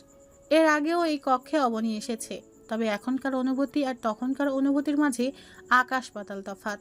একটু ভালো লাগা, একটু ভয় আর একটু জড়তা, সব মিলিয়ে মিশ্র অনুভূতি। পুরো কক্ষে নজর বুলায় সে। আজ থেকে মানুষটার পাশাপাশি এই কক্ষের মালিক সে নিজেও। খট করে নড়ে চড়ে বসে সে। মাহফুজ এসেছে। খট শব্দে নড়ে চড়ে বসে সে। মাহফুজ এসেছে। থমথমে গম্ভীর মুখ। অবনী আর চোখে একবার তাকিয়ে তৎক্ষণাৎ দৃষ্টি নামিয়ে নেয়। মাহফুজ গায়ের পাঞ্জাবিটা খুলে একটা তোয়ালে নিয়ে ওয়াশরুমে চলে গেল। ইদানিং গরম পড়েছে ভীষণ। মাহফুজদের ওয়াশরুমে যাওয়া দেখে অবনীরও ইচ্ছে সব ছেড়ে ছুড়ে সারা রাত ঝর্ণা নিচে দাঁড়িয়ে থাকতে। এত ভারী সাজে তার অস্বস্তি হচ্ছে। মিনিট 20 বাদে চুল মুছতে মুছতে বেরিয়ে এলো মাহফুজ। ওয়ার্ড্রপ খুলে ছোট্ট একটা বক্স খুলে অবনীর সামনে রাখে। তারপর কি মনে করে আবার খুলে রাখে সে বক্সটা। ছোট্ট একটা পাথরের আংটি। অবনী হাত বাড়ানোর আগেই প্রস্থান করে মাহফুজ। রুমের সাথে লাগোয়া ছোট বারান্দায় গিয়ে দাঁড়িয়ে থাকে মিনিটের পর মিনিট। মাহফুজের এমন অদ্ভুত আচরণে অবনী হতচকিত। কি করবে বুঝে উঠতে পারল না। সারাদিনের ক্লান্তি, গরম, না খাওয়া, ঘুম একসাথে জড়ো হয়েছে। তারপরও এই ভারী সাজ আর এই ভারী কাপড় নিয়ে বসে রইল সেও এভাবেই থাকবে। জেদ বাড়ল তার। রাত তখন 2টা। অবনী ঘুমিয়ে পড়েছে ভেবে রুমে এলো মাহফুজ, কিন্তু রুমে এসে চোখ ছানা বড় তার। অবনী আগের মতো বসে আছে। চমকায় মাহফুজ, তারপরও নিজেকে স্বাভাবিক রেখে বলে, সং সেজে এখনো বসে আছিস কেন? অবনী দুর্বল গলায় জবাব দেয়, যার জন্য সংসেজে গরম সহ্য করে এত রাত অব্দি বসে আছি সে তো দেখলই না। সে তৃপ্তি নিয়ে না দেখলে এগুলো ধুয়ে কি হবে? সেজেছি তো কেবল তার জন্য। দরদ দেখাচ্ছিস? কথাটা বলতে গিয়েও বলে না মাহফুজ। হজম করে নেয়, নীরব গলায় বলে, সামনে রাখা আংটিটা তোর। কোনো প্রতিক্রিয়া দেখায় না অবনী, নিশ্চল বসে রইল। অবনীকে নিষ্ক্রিয় দেখে কাছে এসে বসে মাহফুজ। আংটিটা অবনীর আঙুলে পরিয়ে দিয়ে বলে, এসব রাগ জেদ অন্য কাউকে দেখাবি, আমাকে না। এসব আমি সহ্য করব না।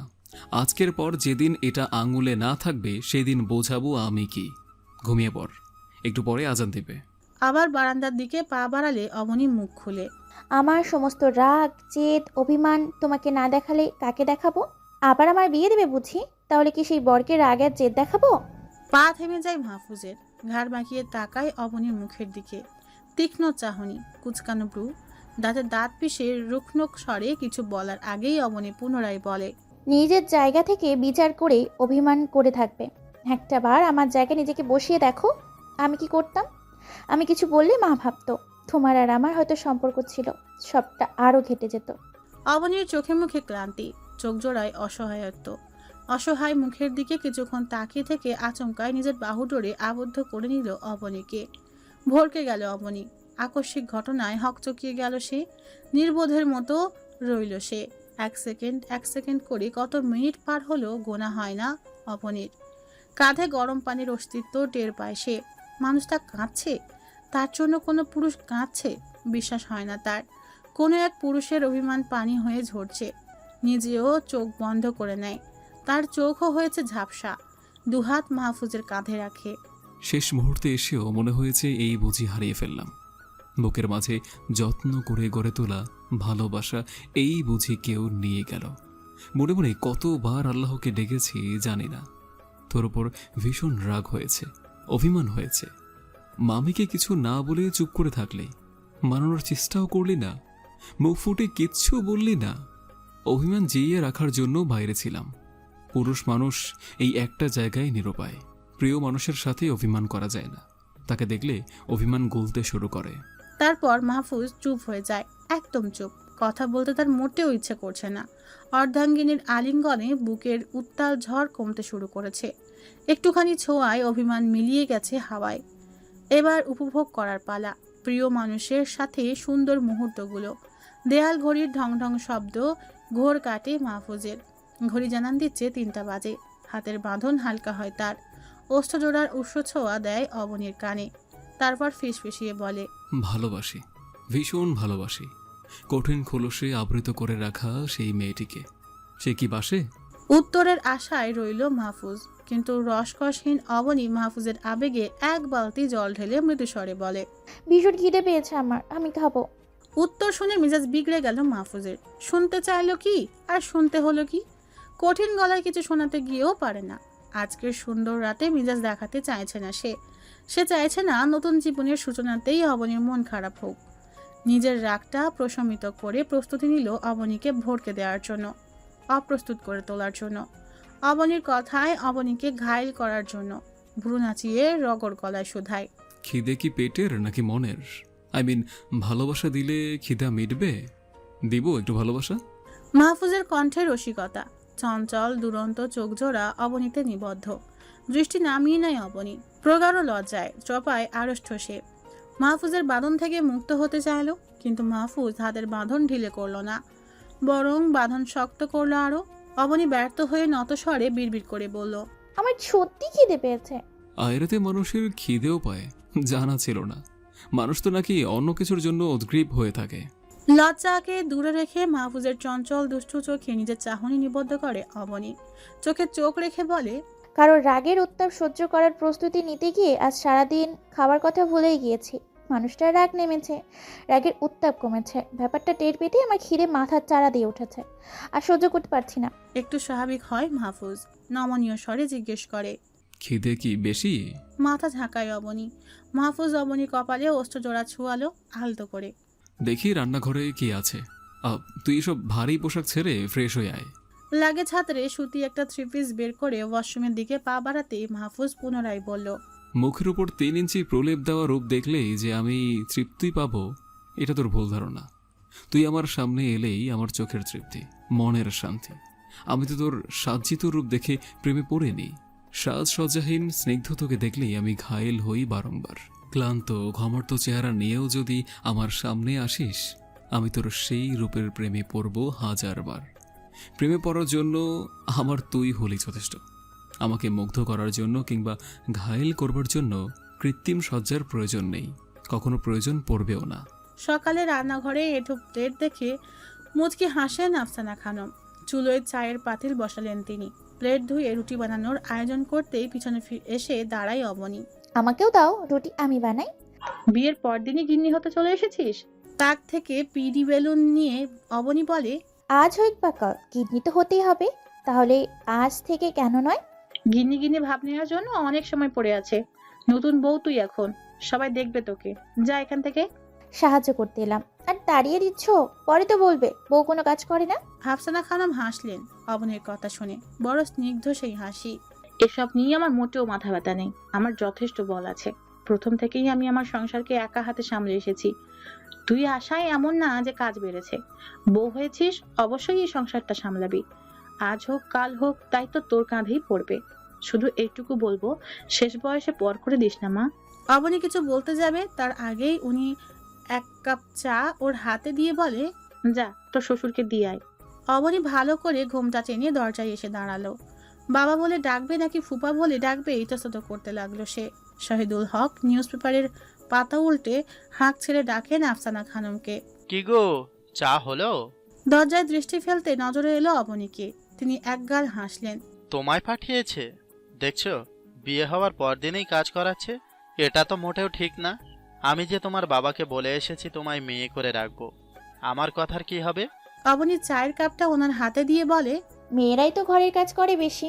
উত্তর শুনে তিনি আবারও হাসলেন, তবে কিছু বললেন না। আয়েশ করে চুমুক দিলেন চায়ের কাপে, ঘুমের রেশ কাটানোর জন্য। অবনী পুনরায় রান্নাঘরে পা রাখতেই আফসানা খানম বলেন, একটু পরে এও করে 1000 মানুষ আসবে। বিশ্রাম নিতে পারবি না? মানুষ আসার আগে একটু বিশ্রাম নিয়ে নে, তাহলে সারাদিন আর খারাপ লাগবে না। থাকি না আমি। একটা সময় এসব তুইই করবি। আজকে না হয়তো শাশুড়ি তোকে ছুটি দিল। আফসানা খানমের কথার সাথে পেরে উঠল না অবনী, তাই বাধ্য হয়ে রুমে এসেছে। দরজা আটকে দেখলো মাহফুজ গভীর নিদ্রায় নিমগ্ন। সারা রাত ঘুম হয়নি কারো। মাহফুজকে ঘুমাতে দেখে স্বস্তির নিঃশ্বাস ফেলে সে। ওড়না বালিশের পাশে রেখে খাটের একপাশে গুটিসুটি হয়ে শুয়ে পড়ল। চোখ বন্ধ করবে ঠিক এমন সময় মাহফুজ আচমকায় অবনীকে জড়িয়ে ধরে আসছে পৃষ্ঠে, মুখ ডোবায় গলায়। মাহফুজের গরম নিঃশ্বাসে একেবারে স্থির হয়ে গেল অবনী। বরফের ন্যায় জমে গেল তার শরীর। ঘুমোচ্ছি আমি, একদম বিরক্ত করবি না। ফিরা নিতে এসেছে অবনী আর মাহফুজ, সাথে এসেছে নাদিয়া। জামাই আসার আনন্দে পুকুরে জাল ফেলেছেন মামুনুর রশিদ। জালে আটকা পড়া বড় কাতল মাছটা এনেছেন মেয়ে জামাইয়ের জন্য। উঠোনে বসে মাছ কাটছেন ফাতেমা আমিন। সকালে নাস্তার পর জমে থাকা থালা বাসন আর হাঁড়ি পাতিল পরিষ্কার রাফিয়া খাতুন। হাতের কাজ শেষ করে অবনীর রুমের দিকে গেলেন তিনি। আজ শোয়া হয়ে ফেসবুক স্ক্রল করছিল মাহফুজ। কারো উপস্থিতি টের পেয়ে দরজায় দৃষ্টিপাত করে সে। রাফিয়া খাতুন বড় করে ঘোমটা টানলেন, আমতা আমতা করতে লাগলেন তিনি। মাহফুজ হাতের মোবাইল রেখে দিল। ওনার দিকে তাকিয়ে প্রশ্ন করলো, কিছু বলবেন? তিনি মাথা ঝাঁকালেন। মাহফুজও তাকিয়ে রইল কি বলে শোনার জন্য। সেই দিনে সেই ছোট্ট বক্সটা মাহফুজের সামনে রাখে। বিয়ার দিন দিবার চাইছি, কিন্তু সাহসে কুলাই নাই। ওনার কথা শুনে বক্স হাতে নেয় মাহফুজ। ততক্ষণে অবনী দরজার কাছে এসে দাঁড়িয়েছে। দেয়াতে ঠেস দিল, দেখতে লাগলো মাহফুজ কি করে। বক্সটা খুলে আংটিটা নজরে এলো মাহফুজ। বিস্তর হাসলো সে। বাহ, দারুণ তো। আপনার পছন্দের তারিফ করতে হয়। আপনার পছন্দ হইছে? মাথা ঝাঁকাই মাহফুজ। এত সুন্দর জিনিসটা আর পছন্দ হবে না?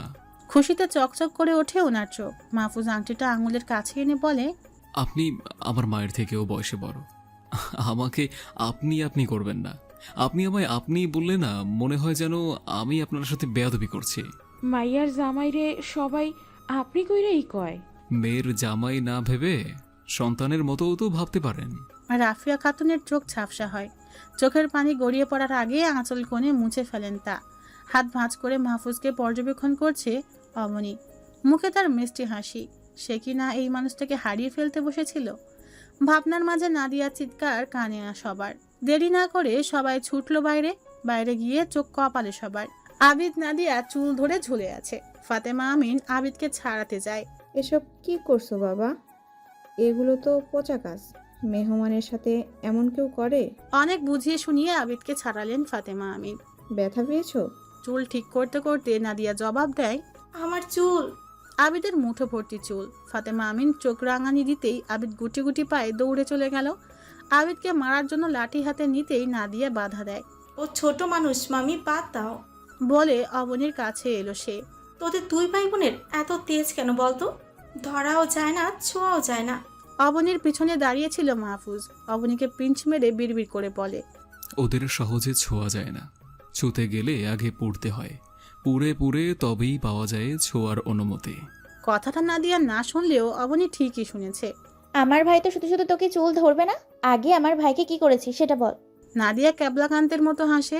একটু গাল টেনেছি, আসলে এই গুলুমুলু গাল দেখে লোভ সামলাতে পারিনি, তাই আর কি। বলে নাদিয়া দাঁড়ায় না, তাড়াতাড়ি করে প্রস্থান করে।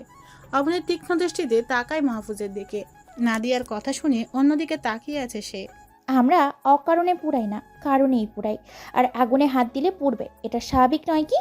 মাহফুজকে কিছু বলার সুযোগ না দিয়ে হনহনি এসে চলে গেল রান্নাঘরের দিকে। সেখানে দুপুরের রান্নার আয়োজন চলছে। অবনী চলে যেতেই মাথা চুলকে মাহফুজ বিড়বিড় করে আওড়ায়, বউ আমার আসলেই আগুন, আর আমি এই আগুনে 1000 বার পড়তে রাজি আছি। পরন্ত বিকেল, সূর্যের তাপ কমে এসেছে। গ্রামের মেঠোপথ ধরে হাঁটছে 4 জন। বিকালের শান্ত পরিবেশ উপভোগ করতে হাঁটতে বের হয়েছে ওরা। গ্রামের স্নিগ্ধ নির্মল পবন গা ছুঁয়ে দিচ্ছে ক্ষণে ক্ষণে। বাতাসের তালে তালে দুলছে পথের দুধারে থাকা কচি ধান গাছের সবুজ পাতাগুলো। আবির তিরিং বিরিং করে হাঁটছে, কখনো লাফ দিয়ে এই দিকে যাচ্ছে তো কখনো ওই দিকে। দৌড়ঝাঁপের জন্য ঘেমে নিয়ে একাকার সে। অবনী হাত দিয়ে ধরে দেখে, তারপর ওড়না দিয়ে ঘাম মুছে দিল। এমন করে না, ব্যথা পাবে। কে শুনে কার কথা? সে নিজের কাজে ব্যস্ত। আবারও দৌড়ঝাঁপ করতে করতে মাহফুজ পা জড়িয়ে ধরে। দাঁড়িয়ে পড়ে মাহফুজ। আবিদকে এভাবে পা ধরে ঝুলতে দেখে হাসি ধরে রাখতে পারলো না নাদিয়া। পেট চেপে হাসতে লাগলো সে। অবনী, তোর এলিয়েন ভাইয়ের সাথে থাকলে কেউ মন খারাপ করে থাকতে পারবে না। ছোট ছোট হাত পায়ে কি করে না করে নিজেও জানে না। মাহফুজ আবিদের দিকে তাকায়। আপনি আমার শালা, ভাবলেও নিজেকে পাগল পাগল মনে হয়। অবনী সুচালো চোখে তাকায় মাহফুজের দিকে। মাহফুজ আরো কিছু বলবে, তার আগে অবনীর চাহনি দেখে চুপ হয়ে যায়। মিনিট দুয়েক ঝুলে থাকে, পা ছেড়ে দেয় আবিদ। অবনীর দিকে হাত বাড়িয়ে বলে, অবন কোলে। অবনী হাত বাড়ানোর আগেই নাদিয়া হাত বাড়ায়। নাদিয়াকে দেখে চোখে মুখে খামচি দেওয়ার জন্য হাত বাড়ায় আবিদ, তবে খামচি দেওয়ার আগেই দূরে সরে এলো। তোর ভাইয়ের সাথে আমার কোন কালের শত্রুতা বলতো? আমাকে দেখলেই তেড়ে আসে, ভাইয়ের কাছে তো ঠিকই যায়। আবিদকে কোলে নিয়ে অবনী বলে, আমাকে জিজ্ঞাসা না করে ওকে জিজ্ঞেস কর। এই ছেলের এখনই এত ছাঁচ, বড় হলে তো যেই পথে যাবে সেই পথের 100 মিটারেও কোনো মেয়েকে আসতে দিবে না। অবনী মাহফুজের দিকে তাকায়, দৃষ্টি স্থির রেখে রগর গলায় বলে, আমরা হচ্ছি আগুন, আমাদের আশেপাশে এলেও তোরা ভস্ম হয়ে যাবে, অঙ্গার হয়ে যাবে পুরো দেহ। সামনে দৃষ্টি নিবদ্ধ রেখেই হাসে মাহফুজ। মনে মনে বলে, এই যে আমি অঙ্গার হয়ে বসে আছি, আর তারপরেও আরও পড়তে চাই। কি অদ্ভুত, এভাবে একটু একটু করে পড়ে যাওয়ার মাঝেও এত সুখ। অবনীরা ফিরেছে আজ 2 দিন হলো। বিয়ের ঝামেলায় পড়াশোনা থেকে অনেকটাই পিছিয়ে পড়েছে সে। তাই নোটস কালেক্ট করে সন্ধ্যার পর থেকে সেগুলো নিজের খাতায় নোট করতে ব্যস্ত সে। তার বই খাতাগুলো নাদিয়ার রুমেই আছে, তাই নাদিয়ার রুমে বসেই সে সব নোট করছে। এই রুম থেকে ওই রুম টেনে নেওয়া মানে তার জন্য বিশাল ঝামেলা। 2টো বিষয় কমপ্লিট হতেই হাঁপ ছেড়ে বাঁচল সে। ততক্ষণে ঘড়ির কাঁটা 12টার ঘর পার করে ফেলেছে। এলোমেলো চুলগুলো কাঠি দিয়ে উঁচু করে বেঁধে রোজকার মতো নাদিয়ার পাশেই শুয়ে পড়ল সে। নাদিয়া তখন গভীর ঘুমে নিমজ্জিত। পিঠ বিছানার সঙ্গ পেতেই তার চোখেও নামলো ঘোর নিদ্রা। অবনীর অপেক্ষা করতে করতে মাহফুজ নিজেও অফিসের কাজ করার জন্য ল্যাপটপ নিয়ে বসে। কাজ শেষ করে ঘড়ির দিকে তাকায়। ঘন্টার কাঁটা প্রায় 1টার ঘর ছুঁই ছুঁই। কপালে ভাঁজ পড়ে তার। তপ্ত শ্বাস ফেলে নাদিয়ার রুমের দিকে গেল। রুমের লাইট বন্ধ দেখে ব্রুকুটি হলো তার। দাঁত কিরমির করতে করতে দরজা ছেড়ে ভিতরে ঢুকলো। হালকা চাপানো ছিল দরজা, আলো জ্বালায় সে। দুজন গভীর ঘুমে এতটাই নিমজ্জিত যে আলোর প্রভাবে নড়ল না পর্যন্ত। পাখার গতি কমিয়ে নাদিয়ার গায়ে কাঁথা জড়িয়ে দিল সে। মাথায় হাত বুলিয়ে অবনীর কাছে এলো, পাজা কোলে তুলে নিল। কোনো খবর নেই অবনীর, কি হচ্ছে না হচ্ছে এসবে। বিড়বিড় করে মাহফুজ, এইভাবে কেউ ঘুমায়? তুলে নিয়ে গেলেও তো কেউ টের পাবে না। শেষে আমার বউহারা হয়ে রাস্তায় রাস্তায় ঘুরতে হবে। অবনীকে বিছানায় শুইয়ে আবারও মাহফুজ নাদিয়ার রুমে আসে। আলো নিভিয়ে দরজা চাপিয়ে গিয়ে নিজেও শুয়ে পড়ে অবনীর পাশে। গরম লাগতে ঘুম হালকা হয়ে এলো অবনীর। হাঁসফাঁস করতে লাগলো সে, যেন কিছু একটা শক্ত করে বেঁধে রেখেছে তাকে। ছাড়া পাওয়ার জন্য মুচড়ামুচড়ি করতে লাগলো। বিরক্ত করিস না, একটু আগেই শুয়েছি, ঘুমোতে দে আমায়। মাহফুজের কণ্ঠস্বরের আহ্বান কানে বাজতেই চোখ মেলে তাকায় সে। হাতরে হাত উপরে তুলতে মাহফুজ খোঁচা খোঁচা দাড়ি আঙুলে অনুভব করে। জমে যায় অবনী। গলা শুকিয়ে এলো তার। মাহফুজের বাঁধন হতে মুক্ত হতে চাইলো। ছিটকে দূরে সরে যায় সে। মাহফুজের এতটা কাজে নিজেকে দেখে শরীর থরথর করে কাঁপছে তার শরীর। মাহফুজের নিদ্রাও উবে গেল। তাড়াতাড়ি করে রুমের আলো জ্বালায় সে। অবনী তখনও কাঁপছে, চোখ জোড়ায় ভয়। মাহফুজ আতঙ্কিত গলায় জিজ্ঞেস করে, কি হয়েছে? খারাপ স্বপ্ন দেখেছিস? অবনীর কাছে যেতেই সে ভয়ে আরো 2 কদম পিছিয়ে গেল। তুমি এই রুমে কি করছো? আর আমি তোমার সাথে এক বিছানায় ঘুমাচ্ছিলাম। ফুপু জানলে কি ভাববে? নিশ্চয়ই মনে করবো আমি খারাপ। অবনীর এমন আবল তাবল কথা মাহফুজের মাথার উপর দিয়ে যাচ্ছে। নাক উঁচু করে সে বলে, মা কি ভাববে মানে? তোর জ্বর টর হলো নাকি? তুমি তোমার রুমে যাও, কেউ টের পেলে আমার মান সম্মান যাবে। প্লিজ যাও না। আহামুখ হয়ে গেল মাহফুজ। মাঝরাতে অবনীর কর্মকাণ্ড কিছুই তার মাথায় ঢুকছে না। মাথা চুলকাতে লাগলো সে। কি হচ্ছে না হচ্ছে কিছুই বোধগম্য হচ্ছে না তার। আরো 2 কদম তার দিকে এগোলে অবনী পুনরায় ভয়ার্ত গলায় বলল, কাছে আসবে না একদম। আমি জানি তুমি এখন সেন্সে নেই, উল্টাপাল্টা কিছু করে ফেলবে। এবার নিজেকে সত্যিই পাগল পাগল মনে হচ্ছে মাহফুজের। তোর মাথার কয়টা তার ছিঁড়লো? হ্যাঁ, কি সব ভাট বকছিস? আর কিসের সেন্স, মানে কিসের উল্টাপাল্টা কাজ? আমি অবিবাহিত মেয়ে, আর অবিবাহিত ছেলে এক রুমে থাকলে সমাজ ভালো চোখে দেখবে না। তারপর তুমি আমার অবিবাহিত শব্দটা শুনে স্তব্ধ হয়ে গেল মাহফুজ। মাঝরাতে ইচ্ছে করছে দেয়ালে নিজের মাথা ঠুকে দিতে। মাথার চুল টেনে ধরলো। চাপা আর্তনাদ করে বলে, তুই অবিবাহিত? তাহলে সেদিন কবুল বলে কাকে বিয়ে করলাম? এতক্ষণে ঘোর কাটে অবনীর। সম্বিত ফিরে পেল সে। জিভে কামড় দিয়ে চোখ মুখ খিচে বন্ধ করে রাখলো। ভয় কমলো, শরীরের কাঁপন থামলো। সেদিনের রাতের ব্যাপারটা স্বপ্নে দেখছিল সে। আর তার রেশ ধরে এত কিছু বলা। মাহফুজের দিকে তাকানোর সাহস হলো না তার। বাধ্য মেয়ের মতো সোজা গিয়ে আবার নিজের জায়গায় শুয়ে পড়লো গুটিসুটি হয়ে। আর বিড়বিড় করে নিজের গোষ্ঠী উদ্ধার করতে লাগলো। দাঁত কিরমির করে অবনীর দিকে তাকিয়ে থাকে মাহফুজ। এক মুহূর্তের জন্য সত্যিই মনে হচ্ছিল সবটা তার কল্পনা ছিল।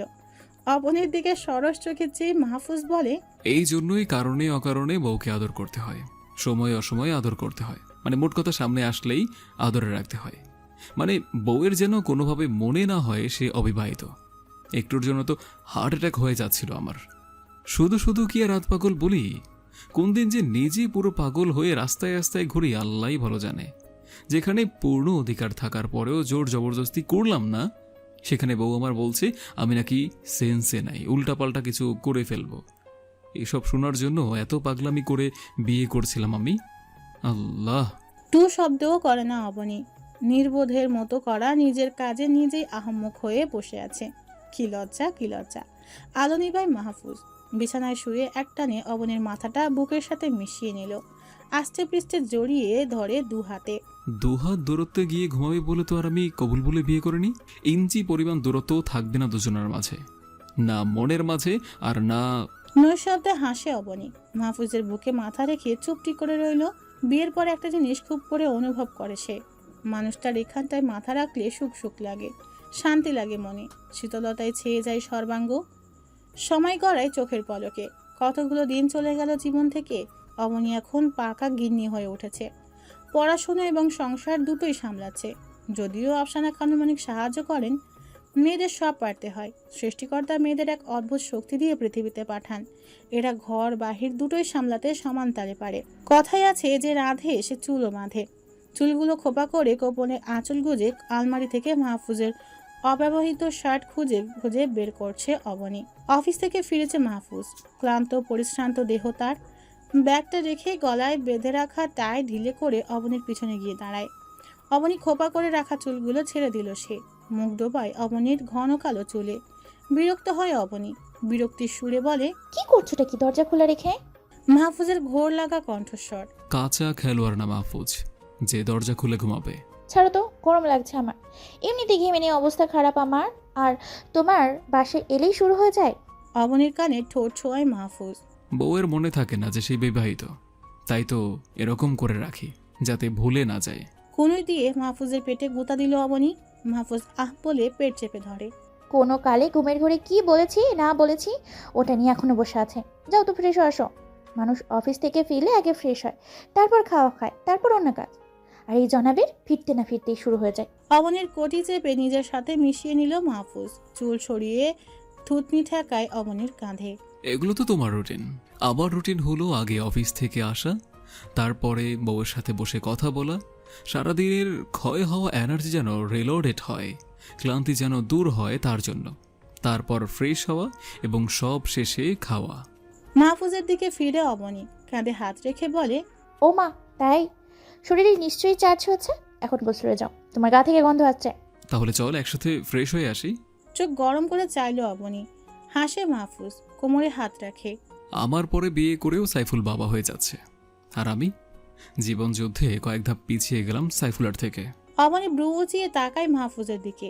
অবনীর কপালের চুলগুলো সযত্নে কানের পিছনে গুজে দেয় মাহফুজ। শোন না, আমারও না ভীষণ বাবা হতে ইচ্ছে করছে। পুচকেটাকে পৃথিবীতে আনার আয়োজন শুরু করে দেই। তুমি বরং আগে ঠিক করো, আমায় তুই বলবে নাকি তুমি, তারপর না হয় বাবা হবে। না হলে দেখা যাবে সে তোমাকে মামা ডাকছে, নয়তো আমার পেট থেকে বেরোয় আমাকেই ফুপি ডাকছে। মাহফুজকে নিজের থেকে দূরে সরিয়ে বলে, আপাতত গোসলে যাও, পরেরটা পরে দেখা যাবে। মাহফুজ তোয়ালে হাতে নিয়ে বলে, তাহলে ম্যাডামেরও ইচ্ছা আছে যে মা হওয়ার? কিছু বলে না অবনী। আলমারি থেকে বের করে রাখা শার্টগুলো নিয়ে মুচকি হেসে ড্রয়িং রুমে চলে গেল। গোসল ছেড়ে ড্রয়িং রুমে আসে মাহফুজ। অবনী সবার অব্যবহৃত কাপড় নিয়ে বসেছে আর বকাঝকা করছে। শুধু শুধু কাপড় কিনে আলমারি তাক পূর্ণ করে। যে কাপড়গুলো বের করছি ওগুলোর টাকা দিয়ে গুলশানে দুটো ফ্ল্যাট কিনা যাবে। শহীদুল হক মুখ খোলেন, দুটো ফ্ল্যাট না, পুরো একটা অ্যাপার্টমেন্ট। আপনি চুপ থাকেন। আজ থেকে আপনার একটা পাঞ্জাবি ছিঁড়লে আর একটা পাঞ্জাবি কিনে দেওয়া হবে। সবাইকে ছেড়ে আমার পেছনে পড়লে কেন? কারণ অব্যবহৃতকৃত জামা কাপড় আপনার বেশি।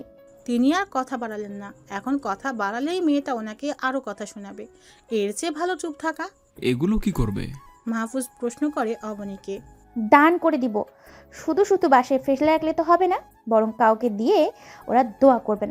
মাহফুজ ও বলে টেবিলে গিয়ে বসে পুনরায় বলে, খেতে দাও, খিদে পেয়েছে।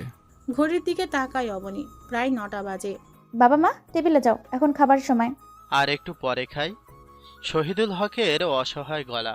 পরে টরে না, এখন খেতে হবে। ডাক্তার বলেছে 9টার মধ্যে ডিনার কমপ্লিট করতে, তারপর ওষুধ খেয়ে সোজা ঘুম। বলেই নাদিয়ার রুমে গেল সে। অবনী যেতেই শহীদুল হক বলেন, মেয়েটার সব দিকে নজর। যেদিন থেকে আমার সবকিছু তদারকি করা শুরু করেছে সেদিন থেকে বাজে অভ্যাস ছাড়তে পেরেছি। এখন আর সুগার বেড়ে যায় না। মেয়েটার আসলেই সব দিকে নজর। হিসাব করে চলে যেন অযথা টাকা খরচ না হয়। সংসারের কথা চিন্তা করে। মিতব্যয়ী মানুষ জীবনে উন্নতি করতে পারে। নাদু, খাবি চল। এত তাড়াতাড়ি খাবো না আমি। এখন না খেলে পরেও খেতে পারবি না। আমি সব ফ্রিজে রেখে ফ্রিজের তালা মেরে রাখবো। শোয়া থেকে উঠে বসে নাদিয়া। তুই না বান্ধবী হিসেবে ভালো ছিলি, ভাবি হিসেবে ভালো না। তোর জন্য এখন সময় মেনটেন করেই চলতে হয়। সময়ের খাবার সময় খেতে হয়, রাত জাগতে পারি না। নাদিয়া পাশে বসে সে নরম স্বরে বলে, তখন তার বউ ছিলাম না, আর না ছিল একটা পরিবার সামলানোর দায়িত্ব। বরং তখন তোদের দায়িত্ব ছিল আমার দেখাশোনা করার। তোরা এখন আমার পরিবার। অনিয়মে চলে, অনিয়ম করে খাবার না খেয়ে পরিবারে কেউ অসুস্থ হোক আমি চাই না। রোগে ভুগুক সেটাও চাই না। শারীরিক যন্ত্রণা কাতরানোর চেয়ে নিয়ম মেনে সুস্থভাবে বেঁচে আমার কাছে ভালো মনে হয়। অন্তত আমার পরিবারটা সুস্থ থাকবে। খাবি এখন, তাড়াতাড়ি আয়। অবনী চলে যাওয়ার জন্য উদ্যত হতেই তার হাতটা নাদিয়া ধরে ফেলে। গিন্নি হয়ে গেছিস তাই না? সময় প্রবাহের সাথে সাথে মেয়ে থেকে গিন্নি হতে হয়, পরিবারের সবার কথা চিন্তা করতে হয়, গোটা একটা সংসারের দায়িত্ব কাঁধে নিতে হয়। মেয়েদের জীবনটাই যে এমন। পরিশিষ্ট দুহাতে অবনীর বমি পরিষ্কার করছে মাহফুজ। সে না নাক ছিটকাচ্ছে আর না তার ঘৃণা লাগছে। সম্পূর্ণ মেঝে পরিষ্কার করে সে অবনীর প্রশ্ন করে, আর খারাপ লাগছে? বমি হবে আর? এতক্ষণ দুর্বল চোখে মাহফুজকে দেখছিল অবনী। প্রশ্ন শুনে না বোধক মাথা নাড়ায়। মাহফুজ নিজে পরিষ্কার হয়ে বিছানায় বসলো। অবনী দুর্বল গলায় জানতে চায়, ইদানিং আমি তোমায় খুব জ্বালাচ্ছি তাই না? আমার জন্য ঠিকমতো ঘুমাতেও পারছো না। অবনীর মুখটা হাতের আঁচলে নেয় সে, ঠোঁট ছোঁয়ায় দু চোখের পাতায়। এই যে জ্বালাচ্ছি, এটাই আমার সুখ, এটাই আমার শান্তি। ছেলে থেকে কেমন করে স্বামী হয়ে গেলাম, আর এখন বাবা। এই অনুভূতি আমি কাউকে ব্যক্ত করতে পারবো না। তোমার মনে আছে বাসে বলেছিলে প্র্যাকটিস করছো রাত বিরাতে আমার বমি পরিষ্কার করার? কেমন করে মিলে গেল না সবটা, তাই না? অধর প্রশস্ত হয় মাহফুজের। তার জন্যই তো আল্লাহর দরবারে শুকরিয়া আদায় করে শেষ করতে পারি না। তবে তোমার জন্য মাঝে মাঝে কষ্ট হয়। ভ্রুকুটি হলো অবনীর। আমার জন্য? হ্যাঁ, কারণ তুমি কখনো বাবা হতে পারবে না, আর না আমার অনুভূতি বুঝতে পারবে। ফিক করে হেসে উঠল অবনী। তাহলে তো তুমিও কখনো মা হতে পারবে না। বুকের বাঁ পাশে হাত রাখে মাহফুজ। হেসো না সুন্দরী, তোমার হাসির উত্তাপে আমার ভেতর জ্বলে পুড়ে খাক হয়ে যায়। মাহফুজের বাহুতে চিমটি কাটে সে। এই আগুন উত্তাপ চলে পুড়ে যায় তোমার এসব কথা কবে যাবে বলো তো? যাবে না, যাবে না, কারণ তুমি উত্তাপ ছড়াচ্ছ প্রতিনিয়ত। চাহনি সুচালো হয় অবনীর। মাহফুজ হাসে অবনীকে দেখে। গ্রীষ্মের প্রখর দাবাহনে আগুন পোহালে কেমন লাগবে? কষ্ট হবে, শরীর জ্বালা পোড়া করবে। হাড় কাঁপানো শীতে যদি আগুন পোহায় তখন আরাম বোধ করে। হ্যাঁ, একটুখানি উষ্ণতার জন্য আগুনের কাছে হাত পা মেলে ধরে। আগুন কিন্তু ঠিকই নিজ জায়গায় আছে, তবে কালের পরিবর্তনে তার ব্যবহারের পরিবর্তন ঘটেছে। বিয়ের আগে তুমি আমার গ্রীষ্মের দাবাহনের মতো পুড়িয়েছ, আর বিয়ের পর আমায় শীতকালের মতো উষ্ণতা দিচ্ছ, দিচ্ছ। মানুষ বলে তার জীবনের বসন্ত শেষ না হোক, আর আমি বলি আমার জীবনের শীত শেষ না হোক। কারণ আমাকে উষ্ণতা দেওয়ার জন্য একটি ব্যক্তিগত মানুষ আছে। তবে মনের কোণে একটাই কষ্ট, সে আজও আমায় ভালোবাসি বলল না। যতবারই তার কাছে উত্তর জানতে চেয়েছি ততবারই হয় খিদে পেয়েছে, না হয় তার ঘুম পেয়েছে, আর না হয়তো হাত পায়ের ব্যথা শুরু হয়েছে। মাহফুজের বুকে মাথা রাখে অবনী। একেবারে লেপটে গেল বুকের সাথে। মৃদু স্বরে বলে, মনের অনুরক্তি কি জানা বেশি জরুরি? অবনীর চুলের ভাঁজে চুমু এঁকে দিল সে। একটা সময় মনে হতো জানাটা জরুরি, কিন্তু এখন মনে হয় না। কারণ আমি জানি তোমার সবটা জোরে কেবল আমি। চোখে যেহেতু সবটা ভাসমান, তাই মুখে কি বললো না বললো জেনে কি করব আমি? তুমি মনের লুকোনো অনুরক্তি বলবে বলবে এমন ফিল যখন মনে আসে, তখন বুকের ভেতরে কেমন উদ্দীপনা কাজ করে, শিহরণ বয়ে যায়। বলে ফেললে কি আর এমন অনুভূতি হবে আমার? তার চেয়ে বরং থাকুক অপ্রকাশিত তোমার মনের সমস্ত অনুভূতি, অনুরক্তি, আবেগ অপ্রকাশিত হয়েও প্রকাশিত। তুমি আমার কাছে খোলা বইয়ের মতো। মনের অনুরক্তি বোঝানোর জন্য আলাদা করে বলতে হয় না, আমি দেখলেই বোঝা যায়। তোমার মনের অনুরক্তি না হয় লুকায়িত থাকুক। কিছু বলতে ইচ্ছে করে না অবনীর। তার ব্যক্তিগত মানুষটার হৃৎপিণ্ডের দুঃখপোকানির নিনাদ শুনতে ব্যস্ত সে। তারও লুকানো অনুরক্তি মুখে প্রকাশ করতে ইচ্ছে করে না। মনে হয় ভালোবাসি শব্দটা মুখে বললেই বুঝি সমস্ত ভালোবাসা ফুরিয়ে যায়।